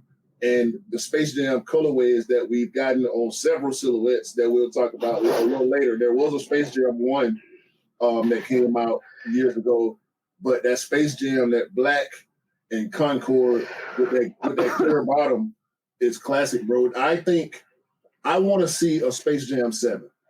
Just period. Oh, yeah. I want to see a Space Jam 7. They've got the Here 7, but you'll be interesting to see Space Jam 7. And the closest I've seen to a different variation of a Space Jam, I got the SB Dunk High Space Jam, which has got the clear bottom. I want to see something like that. I got the 11 low IE Space Jam, but there are other Space Jam colorways out there. They tend to be a little hard to find because of the theme. That Space Jam theme is so popular, but we know we'll talk about the Space Jam sneaker a little bit later. All right, what you got? I got Cardinals. I'm gonna say, bro, you can fucking hell. No, I'm gonna say it's a toss up between Bordeaux and Raptors, bro. Bordeaux and Raptors. You gotta pick one, bro. You gotta pick one. Shit. You gotta pick. I'm picking the Bordeaux. You can't go wrong with Bordeaux. You can't go wrong with any of them, really. You know what I was going to pick Raptors because they look similar to the Citrus 7s as well. Nah, I'm going Bordeaux. That's why I picked the Cardinals because the red, yellow, black on the white, bro. That's yeah. That's dope. That's me all day. Now, the Jordan 8. Third championship. More eights, please. More eights, please. Repeat. Double straps. I mean, we got Air Raid vibes. Tinker again, knocking it out the park. Yeah. We got the Aquas. We got the Bugs Bunny, and we got the playoff. What you got on eights, man? Obviously 3-peat was with this, and also it had the tongue was basically a fuzzy Chanel Jumpman graphic. Yeah, so basically, Chanel. Would you ever look at that? It's got that high end look to it. But you know what I love about the 8? What I love the most about the 8 is that lateral side panel. See where that that bottom heel panel. Yeah, the bottom. Yeah, I'm gonna say I love those Bugs Bunnies, bro. Yeah, if I'm gonna choose between these 3 OGs, it's got to be the Bugs Bunny. Yeah, that's probably the most popular 8. I mean, the Aquas come in, I think, second. Maybe, depending on who you're talking to, some people might say the playoff, but it's the Bugs Bunny. Like my order slightly changes. I like the Bugs Bunny, the playoffs, and the Aquas. Yeah, I would probably go in that order too, because the Aqua is just I was never a fan of the black and gray. And it's not enough red. Like I need red on an OG. But that Bugs Bunny, bro, like that's whew, damn classic. Black, white, classic, red, gray. I mean, I ain't got nothing else to say about 8s, man. I love 8s. I know a lot of people don't. Which brings us to another shoe that people don't love, which to me it's in the high 9s. The 9s. I thought we were going to skip the 9s and the 10s. Shit. Look, let's just be brief then. Okay, cool. That Chicago Space Jam Jordan 9. Bro, I mean, listen, the brands are dope. The olives dope. The UNCs are a very close second for me. But when it comes to Jordan 9s, that you can't beat that Space Jam. But by the way, I totally skipped the ball on the 7s when you called it the Huarache sneaker, right? Mm-hmm. It's really fascinating because like basically when you look at the Huarache sneaker had a massive influence on a lot of silhouettes. That was semi-taken on the Air Trainers, that was semi-taken on the 7s. There's a lot of other inspirations behind Huarache that basically came from the Huarache, and we don't realize it came from the Huarache because that is another banging sneaker from Tinker. And if you look at the high top Huaraches, whether it's the one with the strap or without the strap, you can see the design similarities in the Jordan 7. So the Huarache, the OG Huarache is not to be underestimated when it comes to design aspects. But I'm going with Space Jam. I know you ain't a 9 guy, but if you had to choose Space Jams, definitely Space Jams. I like the olives. I like the olives as well, but the Space Jams are nice.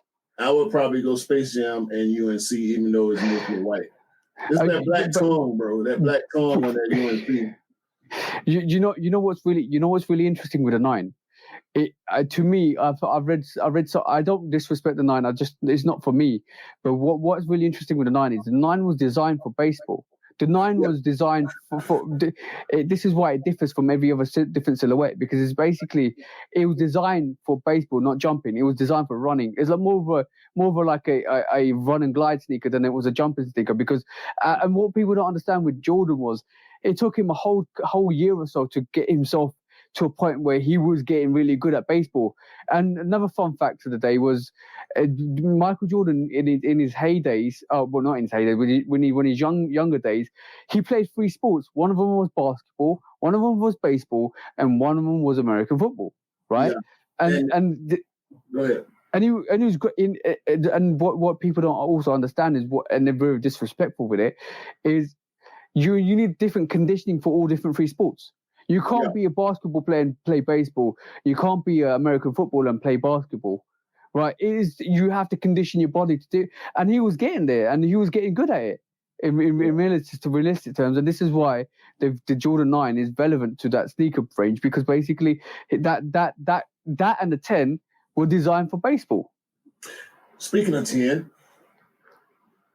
and these are the more Buddhist colorways. Not colorways, silhouettes rather.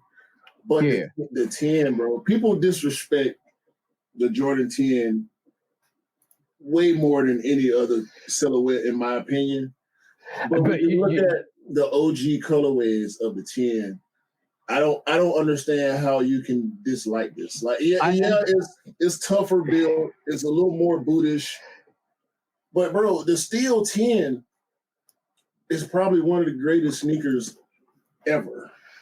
Yep. Like the outsole, the mud guard, the leather deal, the lacing system that came with the 9s and the 10s. Yeah. Bro, it's revolutionary. And you know what one thing I'm definitely say about the 10s, right? You know why? Do you know why it's got all the accolades at the bottom? Why you say?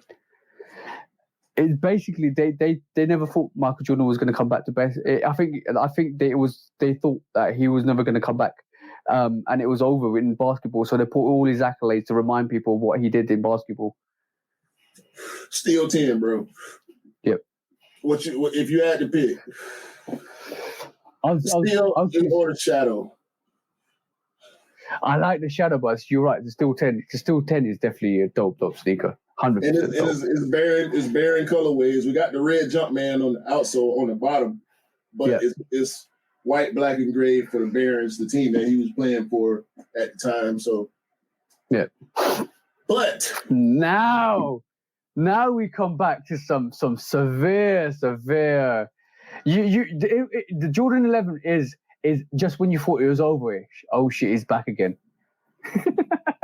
The 11 is majority of Jordan lovers' favorite sneaker.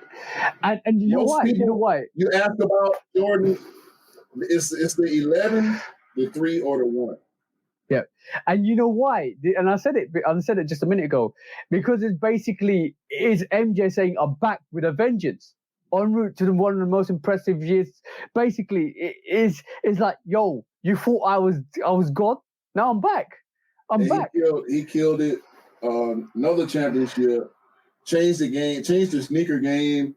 Changed the fashion culture, because people wore, and to this day still wear, Jordan 11s with suits. and basically the Air Jordan 11 was supposed to embody the performance and aerodynamics of being in the basketball sport again. And basically, like, yo, bro, like that sneaker is so iconic. As soon as people knew, yo, did you know? Fun fact, right? Fun fact of the day. Another fun fact. Did you know Michael Jordan saw the sneaker that Tinker designed, wore it without Tinker and Nike's permission, and then basically it created a chaos hype that was the Jordan 11. I mean, as if he needed permission, right? Like as if he needed permission. They told him not to wear it, but he was like, "No, I'm wearing it. Wearing it." The patent leather, believe it or not, is a functional piece of this shoe because the way it's constructed with the mesh, the patent leather mudguard all going all the way around the shoe is actually the containment portion of the shoe. That patent leather was put on the shoe because it was more durable. It's stronger. Exactly. Yeah. It covers the toe. It's going around to the heel. It's keeping you locked in, along with that speed lacing system, once again, that we saw from the 9 and 10 carried over to the 11. And it was actually designed after, what do you call them? I've heard them called spats, or it's that black and white dress shoe, that iconic wingtip black and white dress shoe that people wore with tuxedos a lot, was actually the influence for the Jordan 11. Okay. Long story short, right? Like, I know we know the aura of the Jordan 11. We know how iconic that sneaker is. What are you choosing, bro? I'm also gonna throw the cool grey 11s in there. It's the OG sneaker that wasn't the OG sneaker but deserves to be in that rotation. Are you picking the Legend Blues, the Concords, the Breads, or are you picking the cool grey 11s? What you got one sneaker to choose out of four of them. What are you picking, bro? I want to say Concord, but I'm going to say Bread. Yes, bro. Because of the red outsole. I got to go Bread. And this is why the Concords I got, the Cool Greys I got. I'm waiting for the Legend Blues, but I doubled up on the Bread 11s, and the reason being is that sneaker with that red outsole is just too good. Too good. It's also, the 11 is also the first Jordan since the Jordan 2 to actually get a low. Yeah. And pay attention. The original Jordan 11 low does not have the patent leather ran around the shoe. It's the Jordan 11 low IE. IE, yep. With the vents in it, because Jordan told Tinker, "Hey man, this shoe is a sweat box. There's little to no, actually, there's pretty much no ventilation in the Jordan 11 high." So Tinker said, "I got you. I'm gonna just cut holes all the way around the shoe." And referees wore them, Scottie Pippen wore them, MJ wore them. Famously, he switched from a high 11 to a low 11 in one of the games because he was having that mud foot situation going on. It's slipping and sliding. Yeah, it's slipping and sliding. It started to affect the way he was playing. He put the lows on and went out there and did what he did. But definitely iconic sneaker. I love IEs, bro. I don't buy the high top version of the lows. I only buy IEs. Yeah, but by the way, I'm gonna say, like, in terms of just the hype, that reinvigorated the hype. And was it 2011 or something like that? They had all those people. Yeah, not the IEs, the Concord. When was the Concord come out before? I can't remember. 2000.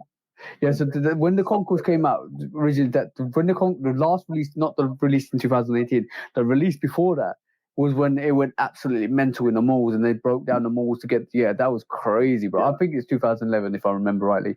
That was crazy, bro. Crazy, bro. Yeah, IEs and highs, give them to me.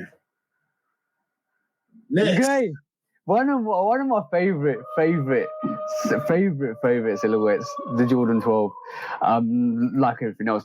But you know that there's so much controversy behind the Jordan 12. Yeah, I was waiting on that because the because flu of that game. rising. No. I'm talking. No, let's not even get there with the flu games. I'm talking about that rising sun flag on the extra stitching. Oh yeah, inspired by the Japanese flag. Yeah. I mean, it's so simple, but it's so complex and it's so lovely. I think that sneaker might have got banned in Japan. You know that for a little while. I wouldn't be surprised with especially one of the insoles. I think there's one particular silhouette. I can't remember the name of it now, but it had the rising sun insole on it. And when you took it, when basically they banned the sneaker in Japan because of the rising sun. Because the rising sun they don't have that flag anymore, and there's so much controversy behind that rising sun flag that even that whole fan of that Jordan 12, where you see that's the rising sun flag that comes from the rising. So there's controversy behind that, and obviously you were saying as well, bro. The flu game or the pizza game or the food poisoning game, like however you want to classify it, we ain't got to talk about that. But the Jordan 12 is beloved by the hood. Yeah, bro. Is the hood sneaker, in inner city communities love the Jordan 12 to the point where it's almost unbelievable how quick 12s sell out sometimes. Like, bro, you had the wings, you had the international flights, you had I've even got the Wolf Grey 12s is so magnificent. Yes. The Bordeaux 12, they've got a PSNY range, bro. Chinese New Year. So good sneaker, bro. Such a great sneaker.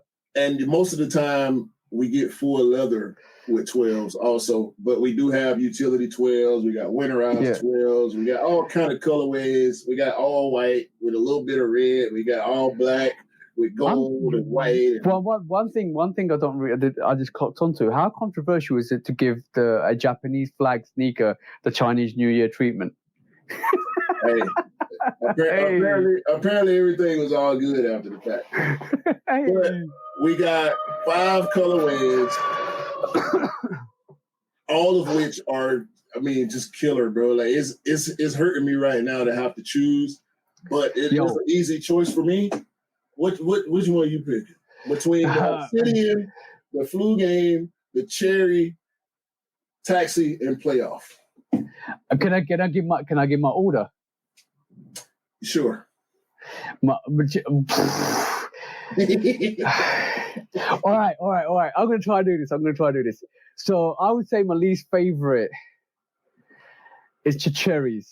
No, that's hard. Obsidian has to be Obsidian.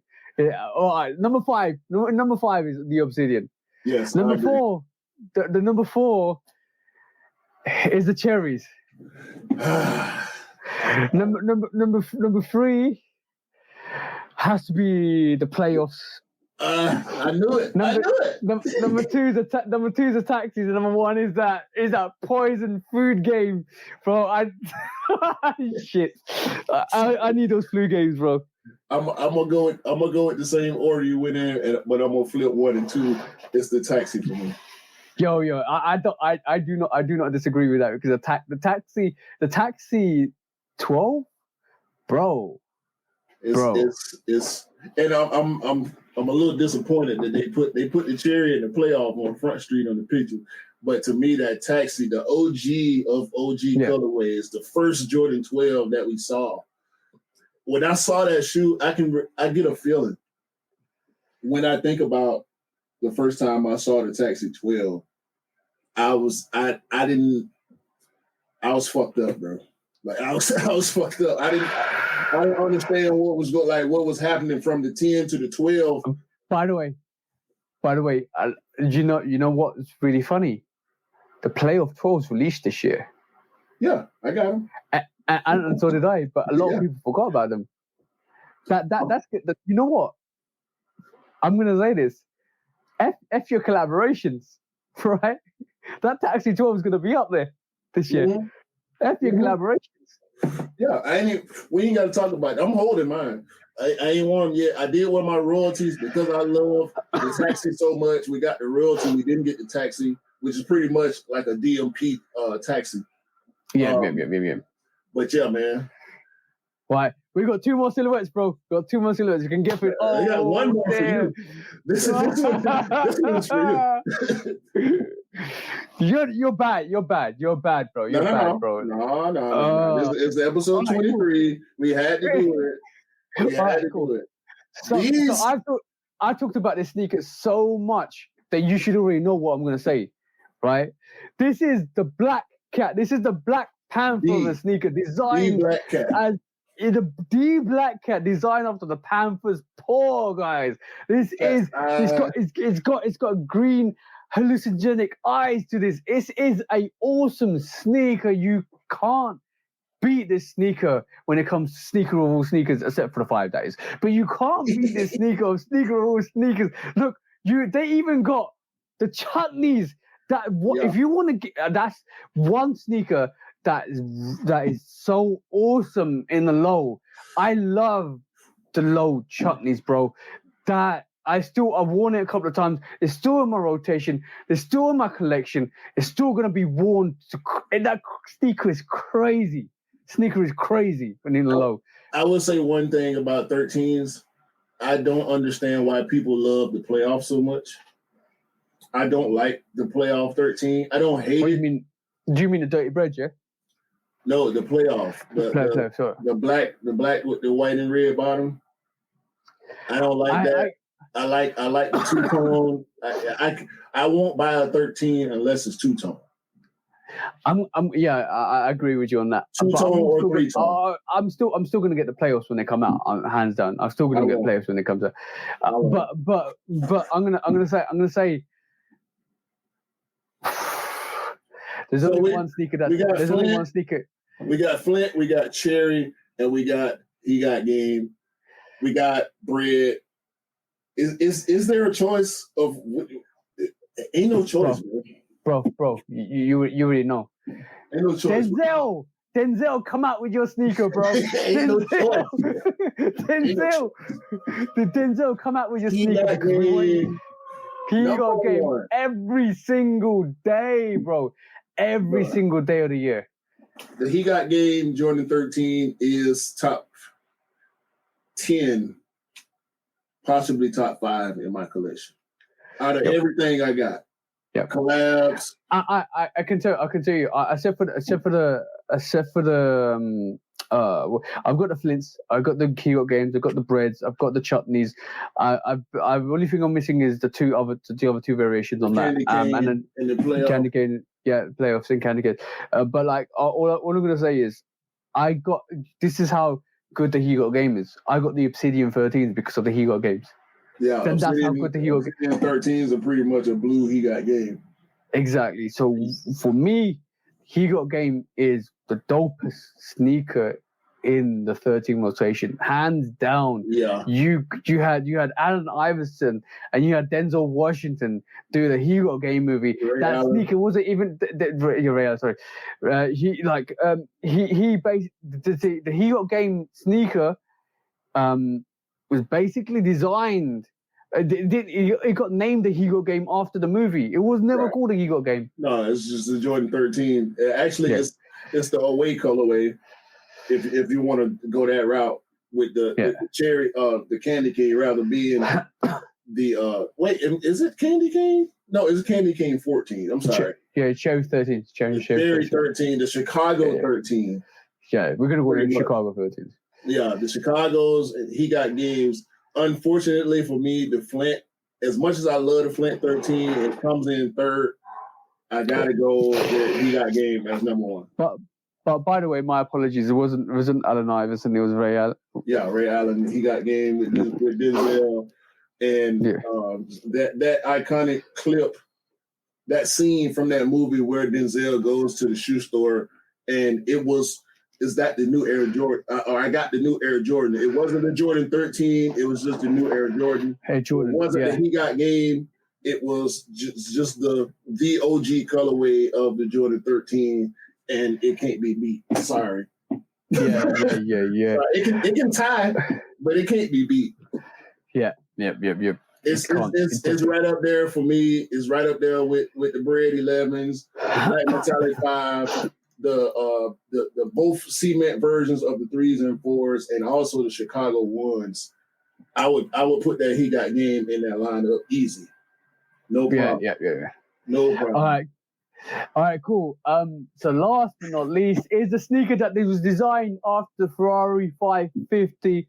Yeah. And it just embodies just greatness. Like who would have known? Who would have known that this was going to be the sneaker that we like? Literally, bro. Like who would have known this was going to be that sneaker? That one sneaker that was going to be the last Jordan that Michael Jordan wore for Chicago Bulls. Nobody knew.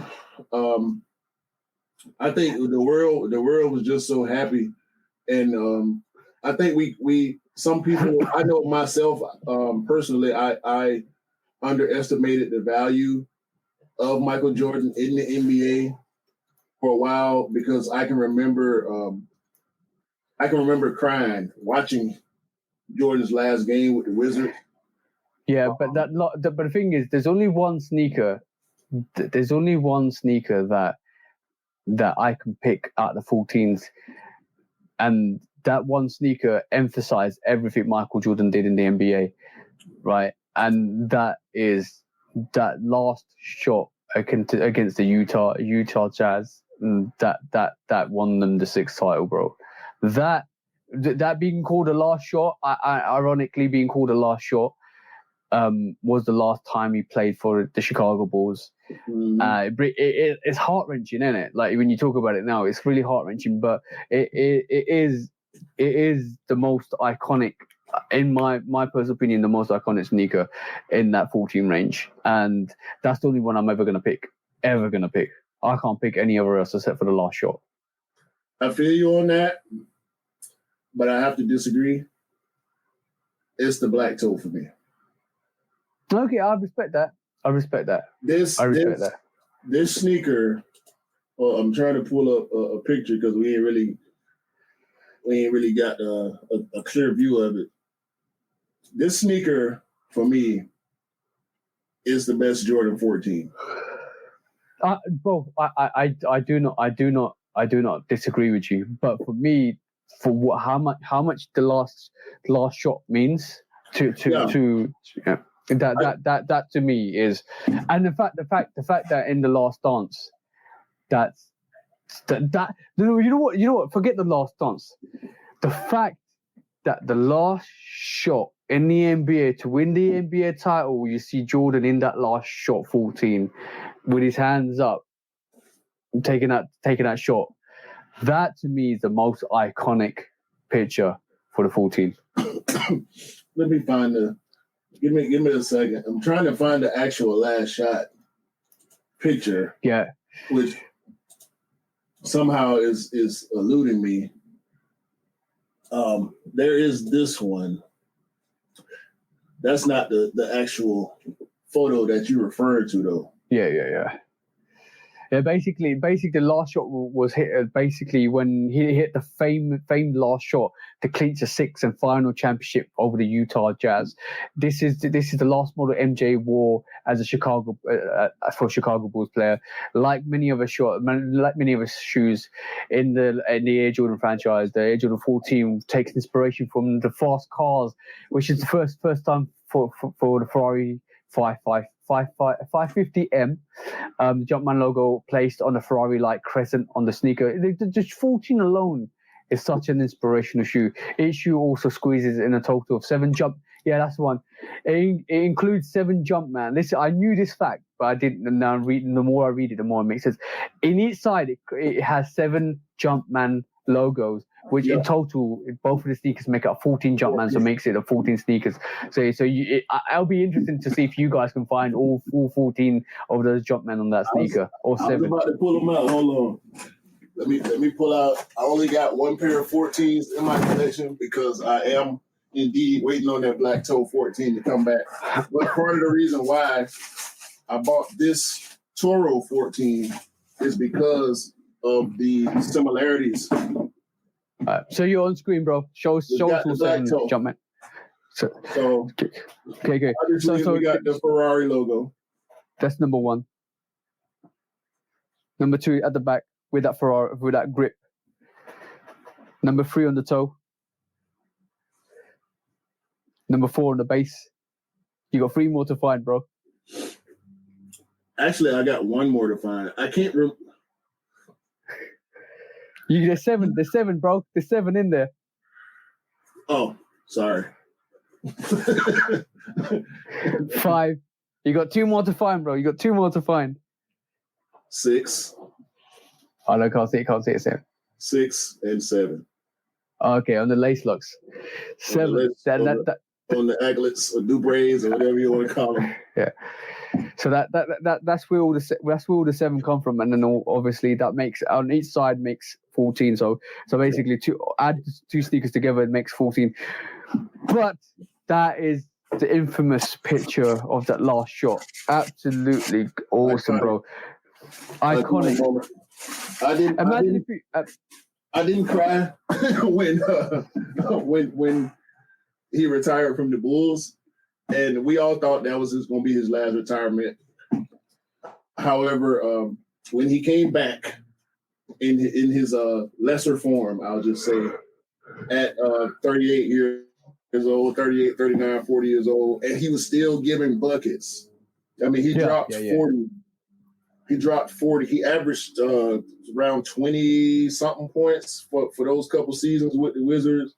He gave Washington Wizards. He gave us the cool grades, and that makes more sense tying back into Rui, because Rui actually plays for the Wizards. However, when I watched that last shot game, but I wasn't. I wouldn't put it like this. I wasn't as emotionally mature at the time. Yeah. Because I was younger when that happened in '98. I was still in high school. I had a lot of other stuff in my head going around. As a teenager, especially when you start getting to your late teens, your life starts to change. Your thought processes start to change. So in '98, when the last shot happened, I didn't feel the impact as much as I did when he retired from the Wizards, and the send-off that they gave him, all the love that he was getting throughout that final year, when everybody knew this was it. Like, this is the last time we will ever see arguably the greatest basketball player. At that point, is a little arguable now, based on who you're talking to. But excuse me, that last Wizards game. That last Wizards game it just hit me in a different way, bro. And it wasn't no boo-hoo or nothing, but when it clicked, when it set in, because we didn't know LeBron was finna come and do what he did. We didn't know Kevin Durant and Derrick Rose and a lot of the great players that came right at the end of Jordan's career to carry on the legacy. Of course, we had Kobe, AI, and we had Michael Finley and Eddie Jones, all the guys that Jordan clicked with, all the guys that Jordan took under his wing, Derek Anderson, players that people don't remember, Darius Miles, Quentin Richardson, like that whole original Jordan brand team of players that he had under his wing. Didn't none of that matter when it came to the GOAT, the double three-peat, the tongue, the necklace, the knee band, the knee sleeve, the 23 on the forearm, the elbow sleeve, bald head, the black cat. You know what the amazing thing is? Like, the sneakers emphasize the player. Without the player, there will not be the sneakers that will tribute to that fact. The black cat, the black cat influenced the Panther shoe. The aggressive nature of Michael Jordan emphasized the Jordan 5. The everything to do with the sneakers emphasized the player. and even the 14s emphasized with the love of Ferraris and sports cars from Michael Jordan. So without the player, you never see the sneaker. Without the sneaker, you never see the player. And without the designer, you never see that. So it was a very good mixture of fluidity with the designer and the players and then what he does on the court.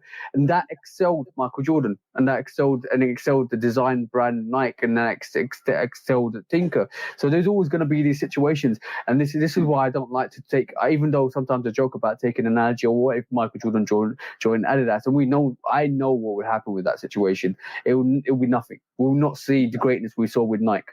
No, I doubt it, bro. I doubt it. I mean, combining two of the greatest designers. The question. Sorry to interrupt you. The question would be: would Adidas have ever paid the fine? No. Hell no. Hell no. So that was a sacrifice the creativity and flair that Jordan brand was. In match, as a matter of fact, they would have given him the 84 Forum, which is so conforming to the NBA that there's no question. There's no ever going to be a bad. It would have been an 85 Forum, and an 86 Forum, and an 87 Forum. We ain't see that. We got the 84, and we got the Forum. That's it. And there's the OT cut 84 Forum, and then there's the Adidas Forum. You would never have seen Tinker on Adidas's side anyway, because Tinker was doing Air Maxes. No. Tinker was way too important for Phil Knight. Listen, Phil Knight and who was there to design? So who was there to design the Jordans? Like, who was going to design the Jordan 2 and 3 and 4 and 5 and 6 and 7? Because you Tinker was. Who they were just going to give him another Converse. I respect the looking sneaker. I respect the Forum for what it is,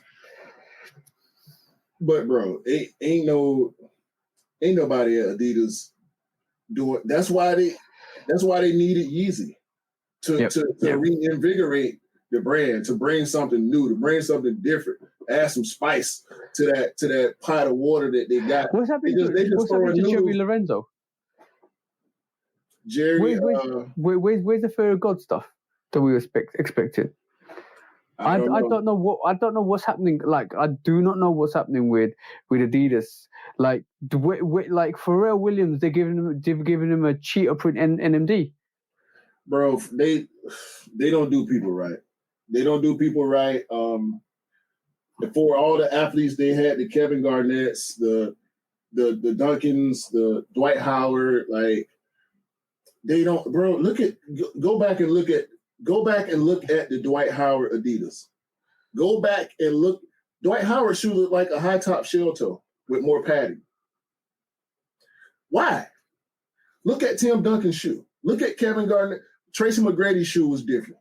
It was different than what we typically saw. I don't know who designed that shoe.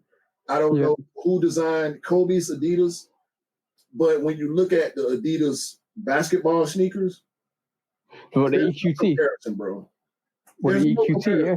No, it's not. The Crazy Eights, like all the popular, the popular and semi-popular Adidas basketball shoes, bro. They not touching nothing that Tinker put his hands on. They not touching that Peter Moore or Jason. Jason, what's his name? I was about to say Jason Alexander, like I'm watching Seinfeld. The guy that designs LeBron stuff. You know what I'm saying? Like the collaborators, the collaborations that come from these collaborators, whether it's mostly them or mostly design team, you know, all the collabs. Like, bro, Adidas ain't. Bro. No. We're coming up talking about Adidas right now. You know what's really funny? We're coming up to nearly 40 years since the Air Jordan 1 was made, right? And it's really funny that 40 years on, we're still talking about Jordan 5s, the Jordan 4s, the Jordan 3s, the Jordan 2s, and Jordan 1s, and all the silhouettes, and they still have a massive impact on our society as sneakerheads that we never thought would be possible. But there's only once in a lifetime that we see a revolutionary designer, revolutionary sports player, revolutionary brand all come together, all merge together, all in one point in history and time, and make something significant that we're still be looking at this brand in 100 years. Yeah. And that's how significant it is. And this is why the whole conversation of who's the greatest player ever to grace in the NBA, it has to be Jordan. Because forget the basketball, forget the figures, forget the 6 rings, that's amazing. The whole range is crazy. I mean, LeBron has done more off the court for the sport and for the world in general than, well, I can't say for the sport. LeBron has done more socially and economically than LeBron has. LeBron has done more off the court than Jordan has, with all the different businesses and production and charity and schools and social awareness and everything that LeBron stands for off the court overshadows Mike. So when you throw that into the greatest player conversation, you have to account for that. You have to give LeBron that many more notches under his belt. He's got two championships. He's totally different players. He is, but sometimes you got to respect the pioneers. Without no doubt. That's like saying without certain events happening in that time period, we'll not get to where we are. Like, see what I'm saying? No. If it wasn't for Jordan and Nike doing what they did, we wouldn't have got the Zoom generation. We probably wouldn't have got the Kobe's. We wouldn't have none of this stuff. KD, Kyrie, whoever you want to talk about, Zion, Luka, all the way back from the time that Jordan established dominance in the sneaker world. You know what it is for me. Every time I think about this situation, in 1985,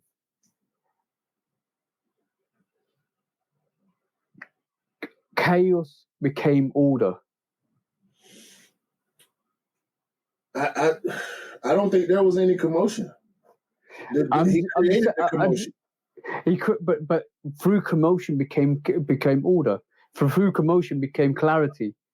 See what I'm saying? Is there so much stuff going around back then, and all of a sudden here comes this one guy called Michael Jordan with this one company that's not even in the spectrum of what Adidas and Reebok and Converse were doing, and then one designer that was revolutionizing the aspects of design and taking it into, and all of this stuff bang into one singularity point in 85.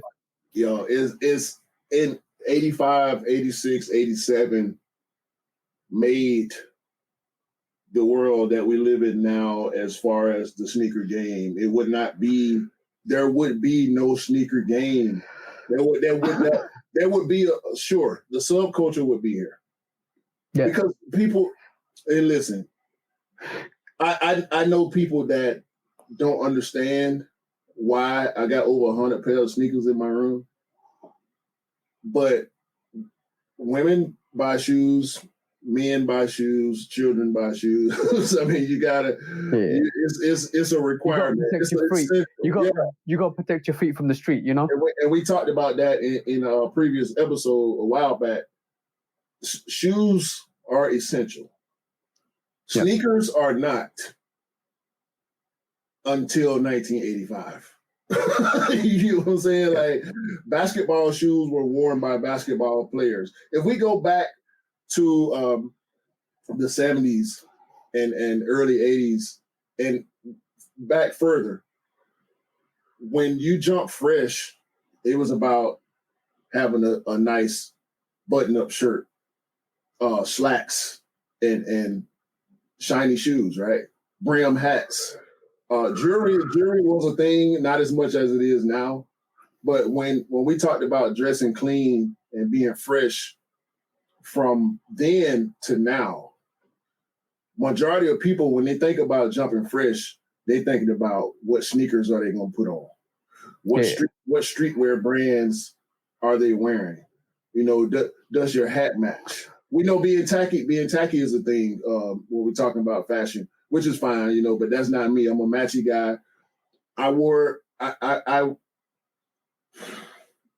The influence on his influence on the sneaker culture, along with Peter Moore, along with Tinker Hatfield, allowed by Phil Knight, shunned by the NBA, appreciated by everybody else that was a part of the basketball culture and the fashion culture, recognize that this is something that we've never had before. The hype, and it came from a underdog company that wasn't really renowned, and it's got elements of a really good story, really good lineup. Like the fact that they scouted Michael Jordan from the very start. They wanted him and nobody else, and they put all their efforts into one player. No, and whoever basically got their head made that decision the most. Like, he must have been time reading, bro. Like, to realize that Michael Jordan was going to be one of the best players in basketball history, to set the standard of what we believe to be basketball today. Hopefully, we'll see the truest depiction that we can possibly get in this upcoming movie about Nike and Jordan, and hopefully it's a great project in general.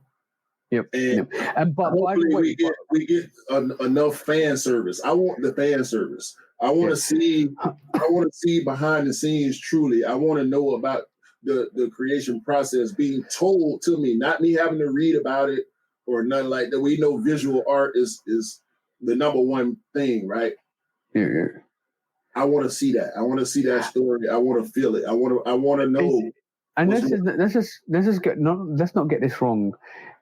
Nike was still an up and coming company from Blue Ribbon, right? They're making the waffle sneakers, they're making the Cortezes, they're making the Air Force Ones.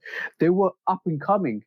But they needed that spark to, you know what they needed, that spark with that player which Michael Jordan gave them. And the NBA at the time needed that spark to go forwards. Into the 80s and 90s and 2000s. They didn't know. They didn't know. They sat there, and it was good. It was up and coming. And you know what? You can't replicate that scenario. An up and coming country, an up and coming company, an up and coming sport, an up and coming player, up and coming designers. You can't replicate that, bro. It's a perfect. It's established. It's a perfect storm, and this is why I say it, bro. This is why I say it. When we get caught up in the eye of that storm. Yeah, we definitely got caught up. We definitely got caught up with the eye of the storm, bro. 100%. I'm here, man. I'm here. Look around. And on that note, guys, sorry, we just had a proper detailed conversation. It felt like a phone conversation right at this moment in time, yeah. But. This is what the True Dogs podcast is all about. And episode 23 is all about paying tribute to Jordan Brand, and why we are sneakerheads. And you see the passion through what we talked about, the silhouettes, the facts, the myth busting. Even the sneaker court was a little play on 1985, which is a bit of a joke because obviously some people drop the ball and some people pick up the game and excel. And I've not seen Nike look back since 85. No, they can't. It's too late. We number one. We win. Y'all lose. This is what it is. If y'all want to call it second place or third place or whatever, y'all can say that. But it's a loss. It's an L. You know what I mean? It's an L for Kanye. It's an L for Adidas. It's an L for Reebok, Fila. A6 New Balance. And fun fact of the day, by the way, if you guys didn't know, we might cover it next week. Puma and Adidas are founded by two brothers. Fun fact of the day. They've been fighting for years. They'll continue to. We don't care about it. We don't care about Clydes. I don't care about shell toes. I respect everything that deserves it, that's earned it, that's represented it.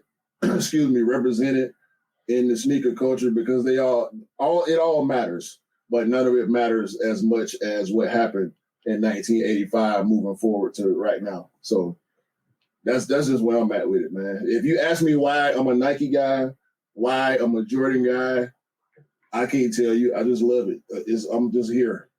Here. And I ain't going nowhere. ain't nothing Adidas can do that's gonna knock me off my path, bro. To the point where I'm gonna buy some Jordan clogs. and we come full circle because we talked about breaking barriers, breaking boundaries, and breaking those gatekeeping rules and regulations, and Nike did that perfect in 1985. So yeah. And on that note, bro, I'm gonna let you cool us down. Yo, episode 23. $3 podcast has come to a close. This 23 thing, man, it made us go 3 hours. We weren't supposed to go 3.5 hours. We were not supposed to go up to 4 hours. But next week we'll go back down to 2 hours because next week we'll have more relevant features. But this was a special episode, 23 episodes, and the number 23 brings so much relevance to culture, brings so much relevance to the actual circumstances of our episode. Yeah, I can't see that number without thinking about Mike. So a lot of people out there use the number 23 just because of Michael Jordan as well. So shout out to the people that actually associate with that number. It holds a lot of relevance. 45 maybe did for a little while when Jordan 11s came out, but 23 is where it's at, guys. 23 is where it's at. It's all over the silhouettes. It's all over the sneakers. But episode 23. Episode 23. Shout out to the bros. Shout out to everybody that's watching, man. We appreciate y'all. Check out the reviews. Check out both channels, Love Kicks Custom and 808 Kicks. Until next week, for TJ and myself, we hope everybody can go out there and get all the great Jordan sneakers that y'all want, because everybody deserves all the Jordan sneakers that they like. Okay? Yes. And on that note, guys, hope you all have a great time. Peace out for now.